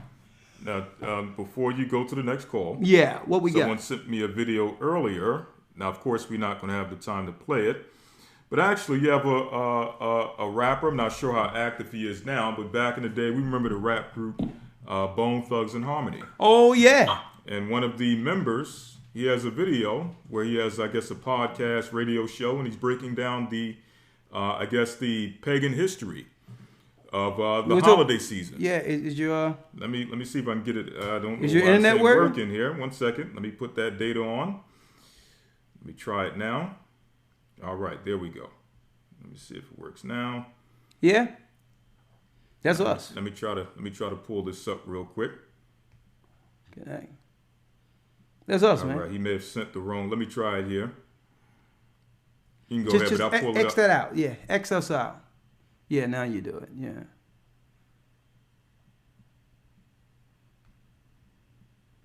So the guy from Bone Thugs and Harmony, in a nutshell, is breaking down paganism right now. Ain't that something? So the name of the video, I didn't watch the whole thing. I caught some of it this morning, but it says Crazy Bone exposes rituals. Crazy Bone exposes rituals. Go ahead. Who's behind these holidays? Who's behind these holidays? Ain't that neat? I'm telling you, our people are waking up. Right?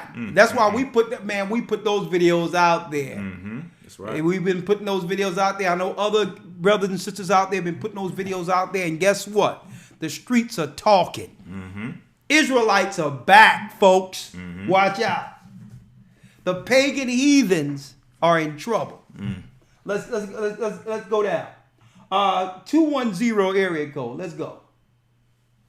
Shalom. Shalom, Elder Rickard, Elder Lawyer. Oh yeah. Can you hear me? Oh yeah. Okay. Hi, my name is Anita Eggleston. I'm from San Antonio, Texas. My husband and I have been listening to you for a few years now. We've also been a part of your academy. We've purchased a few of your merchandise shirts. Thank you. We just purchased your CD. You're welcome. You're welcome. And we just wanted to let you know that we pray for your ministry and we thank you for everything you're doing. I have 5 kids. My husband and I have been together for 23 years. Praise the Most And my youngest, thank you. My youngest is just turned 19, and he's very much involved in your blog talks, your Sabbath lesson, the academy, as well as one of my other children. And I have 3 grandchildren right now. One's going to be 3, one's 10 months, and one's going to be 2 months. Praise the Most And right now, I'm able to get my 2. Thank you. To not vaccinate my 3-year-old here in San Antonio. That's right. As well as my 2-month-old. Good. But the thing is, I just want to share with you real quick, because I know you don't have a lot of time and you want to get the other listeners. About 2004, my husband, we had some issues with CPS, Child Protective Services here. And when it all ended, all we got was an apology from the courts because they made a big mistake when they removed our children from our home. But it was a long, tedious process. But my husband started reading the Bible, and at that time, he was reading that we were Israel, and he put the Bible away because he thought it was blasphemous. He was like, "No, that can't possibly be us." And then years later, he ran into your lessons, and he started watching you, and he started listening to you, and then we became very much involved in the academy. And about 10 years ago, up until about 10 years ago, I didn't even believe in God. I come from a family who does not. My mother's Roman Catholic and my father's agnostic. So throughout the years, my husband was raised in the church, so he brought me to God. And all the times that he kept talking about the Bible, I didn't want to hear it because I was abused growing up, and my father actually used the Bible to abuse me. So anytime anybody talked about God, I was against it. I didn't want to hear it. But now, both my husband and I are walking in the truth that we are Judah, that we are Israelites. We've gotten our children to listen, and now our goal is to get our grandchildren to listen. So I don't want to take up too much of your time, but I just want to thank you for what you're doing. I bless you, bless Elder Ricard, your family, your whole entire ministry. Thank you for what you guys are doing, and I pray that you guys come to San Antonio. Oh yeah, we coming. Go to Houston. But we're gonna be in mid-December. We're gonna be in Dallas, but we're gonna come into San Antonio soon. So, sister, thank you. I really appreciate all the support you and your family have given us. I really appreciate you, and may the Most High bless your family. Right? Thank you. I'm blessed. You have a great evening. Bye bye. Thank you, Lawyer. I want to say something because usually when the truth, usually when Israelites are spoken of, or when it's through us or others, it's out there by these pagans through some type of negative spin. Rarely do you see them giving credit to when an agnostic or an atheist say that it was through these lessons they have come back to the Bible, back to the truth, back to God. They don't even glorify the Most High through that part of the ministry and say, well, even though I don't agree, I would like to give some balance to our views with these particular churches or with this Israelite group or whatever the case is. You never hear them promote these positive testimonies that I'm hearing tonight, that they heard a lesson and through it they saved their mother.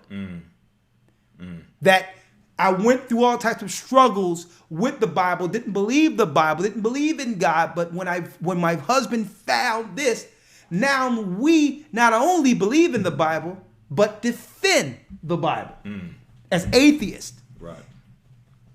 As agnostic. I mean, guess what, folks? I can go on and on and on and on with testimonies I've heard while in this truth. hearing this same thing, but yet the world is trying to downplay it. Christians and pagans and all that who would like to look at this awakening as something anomalous and wrong. It's not, let me tell you, folks, the Christian churches were built to deceive our people. Okay, pagans have been pagans the whole time. There's nothing they had to change pagans. Only thing they had to do was use Christ's name to continue their paganism. It had an ill effect on us. The Christian churches really had an ill effect on us. And it's a key component in changing us for the worse. And I'm going to tell you that right now, because the pagans never had to change. They could continue Christmas. They can, the witching hour, Sunday, all that crap. Goddess Esther, rabbits and eggs and all that other mess they're dealing with, because they've always been pagan. It had an ill effect on us, folks. And I'm putting this out there, folks, because I thank the Most High for this time, that the fact that now we are coming to the knowledge of the truth, and it just feels good to hear these testimonies that are seldom discussed by the naysayers concerning this Israelite awakening. But I'm glad you're making these testimonies. I'm hearing for the first time a lot of these brothers and sisters tonight. I don't even know them personally. It's something that compelled them to come out and just celebrate tonight in righteousness. Praise the Most High. I love these testimonies. I only got a few more, though. I only got 2 more calls, and then I have to wish you all Godspeed. I'm well beyond the time. Shalom, 562 area code. Hey, Shalom, Nelson. Shalom. Real quick, so I just wanted to talk about something that you had said earlier. You know, how a lot of people always, might be speaking about you or things that you're doing. And it just made me think that, us as just our people and the conditions we're in, we tend to forget, even myself sometimes, that the Most High is limitless in the things that he can do and use to complete his agenda that he had from the beginning. Yeah. So it's just amazing. My brother, he actually told me, who prays the Most High, he's an assistant pastor, but over the years, he's come around to the knowledge and understanding. And he told me, he was like, man, the Lord is going to use things that we would never think that he would use to reach his people. Mm-hmm. So when people are talking about whatever they might be saying about you, man, let's keep that in mind, man. The Lord is unlimited. He's limitless in all things. He can do anything through all things. And the last point I wanted to hit on was this Kanye West thing, man. Now, everybody has opinions, including me, and I could be wrong, and I kind of hope that I am wrong, to be honest, in this instance. But when I don't have TV, I don't have any social media or anything like that, but, on YouTube, you see these services and things, so I'm kind of watching this thing from afar, not paying too much attention to it, but I see it every now and then. Just to make a long story short, understanding based off stuff that I knew prior to the church and then what I've learned in the church about the music industry and the things that you have to do to obtain certain levels within the music industry. When I first seen this thing, I actually thought it was a mockery, I'm like, man, this is tripping, and he's mocking God's people, he's mocking the services, he's doing different things, and I kind of just shunned it, like, man, this is crazy, this dude is really tripping. And I still kind of feel that way, but after listening to the broadcast and hearing what you were bringing out, you were right about some things as far as, we all don't have cameras always in our face. So this could be his change. He could be, in the process of his change and metamorphosis, and because he's in a certain position, he can do these things and have these cameras so people are seeing. So I hope that I'm wrong, that it's not no craziness on one hand, but on the other hand, in my mindset, I'm like, we know that, what you're in your control. You can't just do whatever you want, even if you have all this money. They're on top of you. So it's like I'm battling within my mind. Like, when I think about it, it's like they're not just going to let him have that status and all of a sudden just say, okay, I quit, forget y'all, I'm going over here. Now, like I said before, the Most High can do anything. He's limitless. So I'm not saying it can't happen, but I'm just like, I'm kind of like, I don't know, man. I don't really know about it. But based on this broadcast, I might not pay attention to it, a lot closer, but I am interested to see. Well, it's like this. I'm sure they feel less threatened with him, knowing that he's being handled through Kim Kardashian. So there is a hold on him that's beyond his power right now.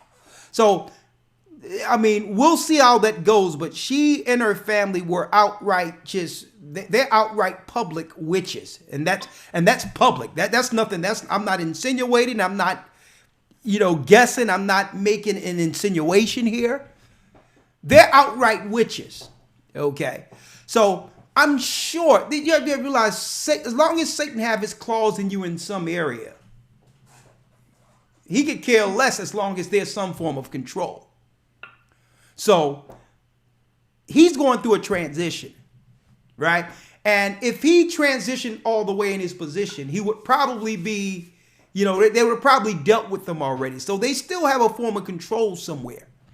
But still, what I'm saying all in all is he's in a transition. And it's clear that it's a spiritual phenomenon and it's a force there fighting for his soul. So I would like to quantify it from that perspective. He's not all the way lost. There's a spirit there fighting for his soul. And I just pray that he choose the right side, that the Most High move him to be used righteously. Okay? All right?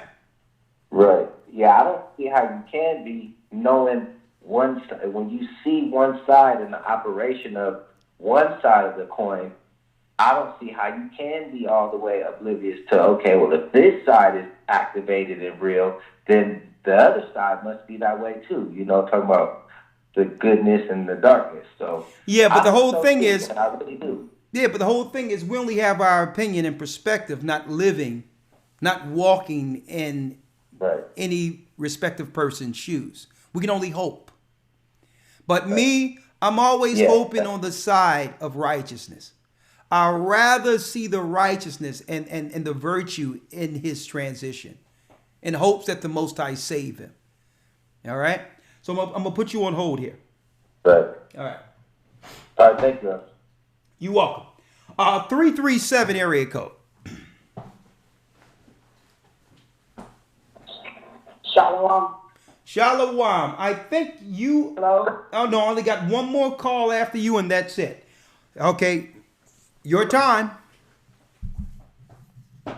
It's nice to finally see you guys. To meet our people. We are blessed. In the name of our higher, Hashem. You right about that? We are God. We have been studying. The veil has been lifted. God has always been with us. He will never forsake us. He is our King, the Almighty One. I love you, God, so much. All praise be to the Most High. Thank you for using Blog Talk Radio. Goodbye. Man. Oh, man, I wish I had more. Yeah. Sister, we love you too. With that, I'm going to say shalom. Stay prayed up. Sin not. We will soon see Zion. And thank you, other lawyer. Oh, praises. I mean, it's a good broadcast. Yes, good conversation tonight, right? Yes, I don't know if you remember this one here. When you do that, that's back in the day. That's before. Shalom. We love you. Stay strong. They call that the WAP, boy. Yeah. That's the WAP. He's a WAP on. Israel is back.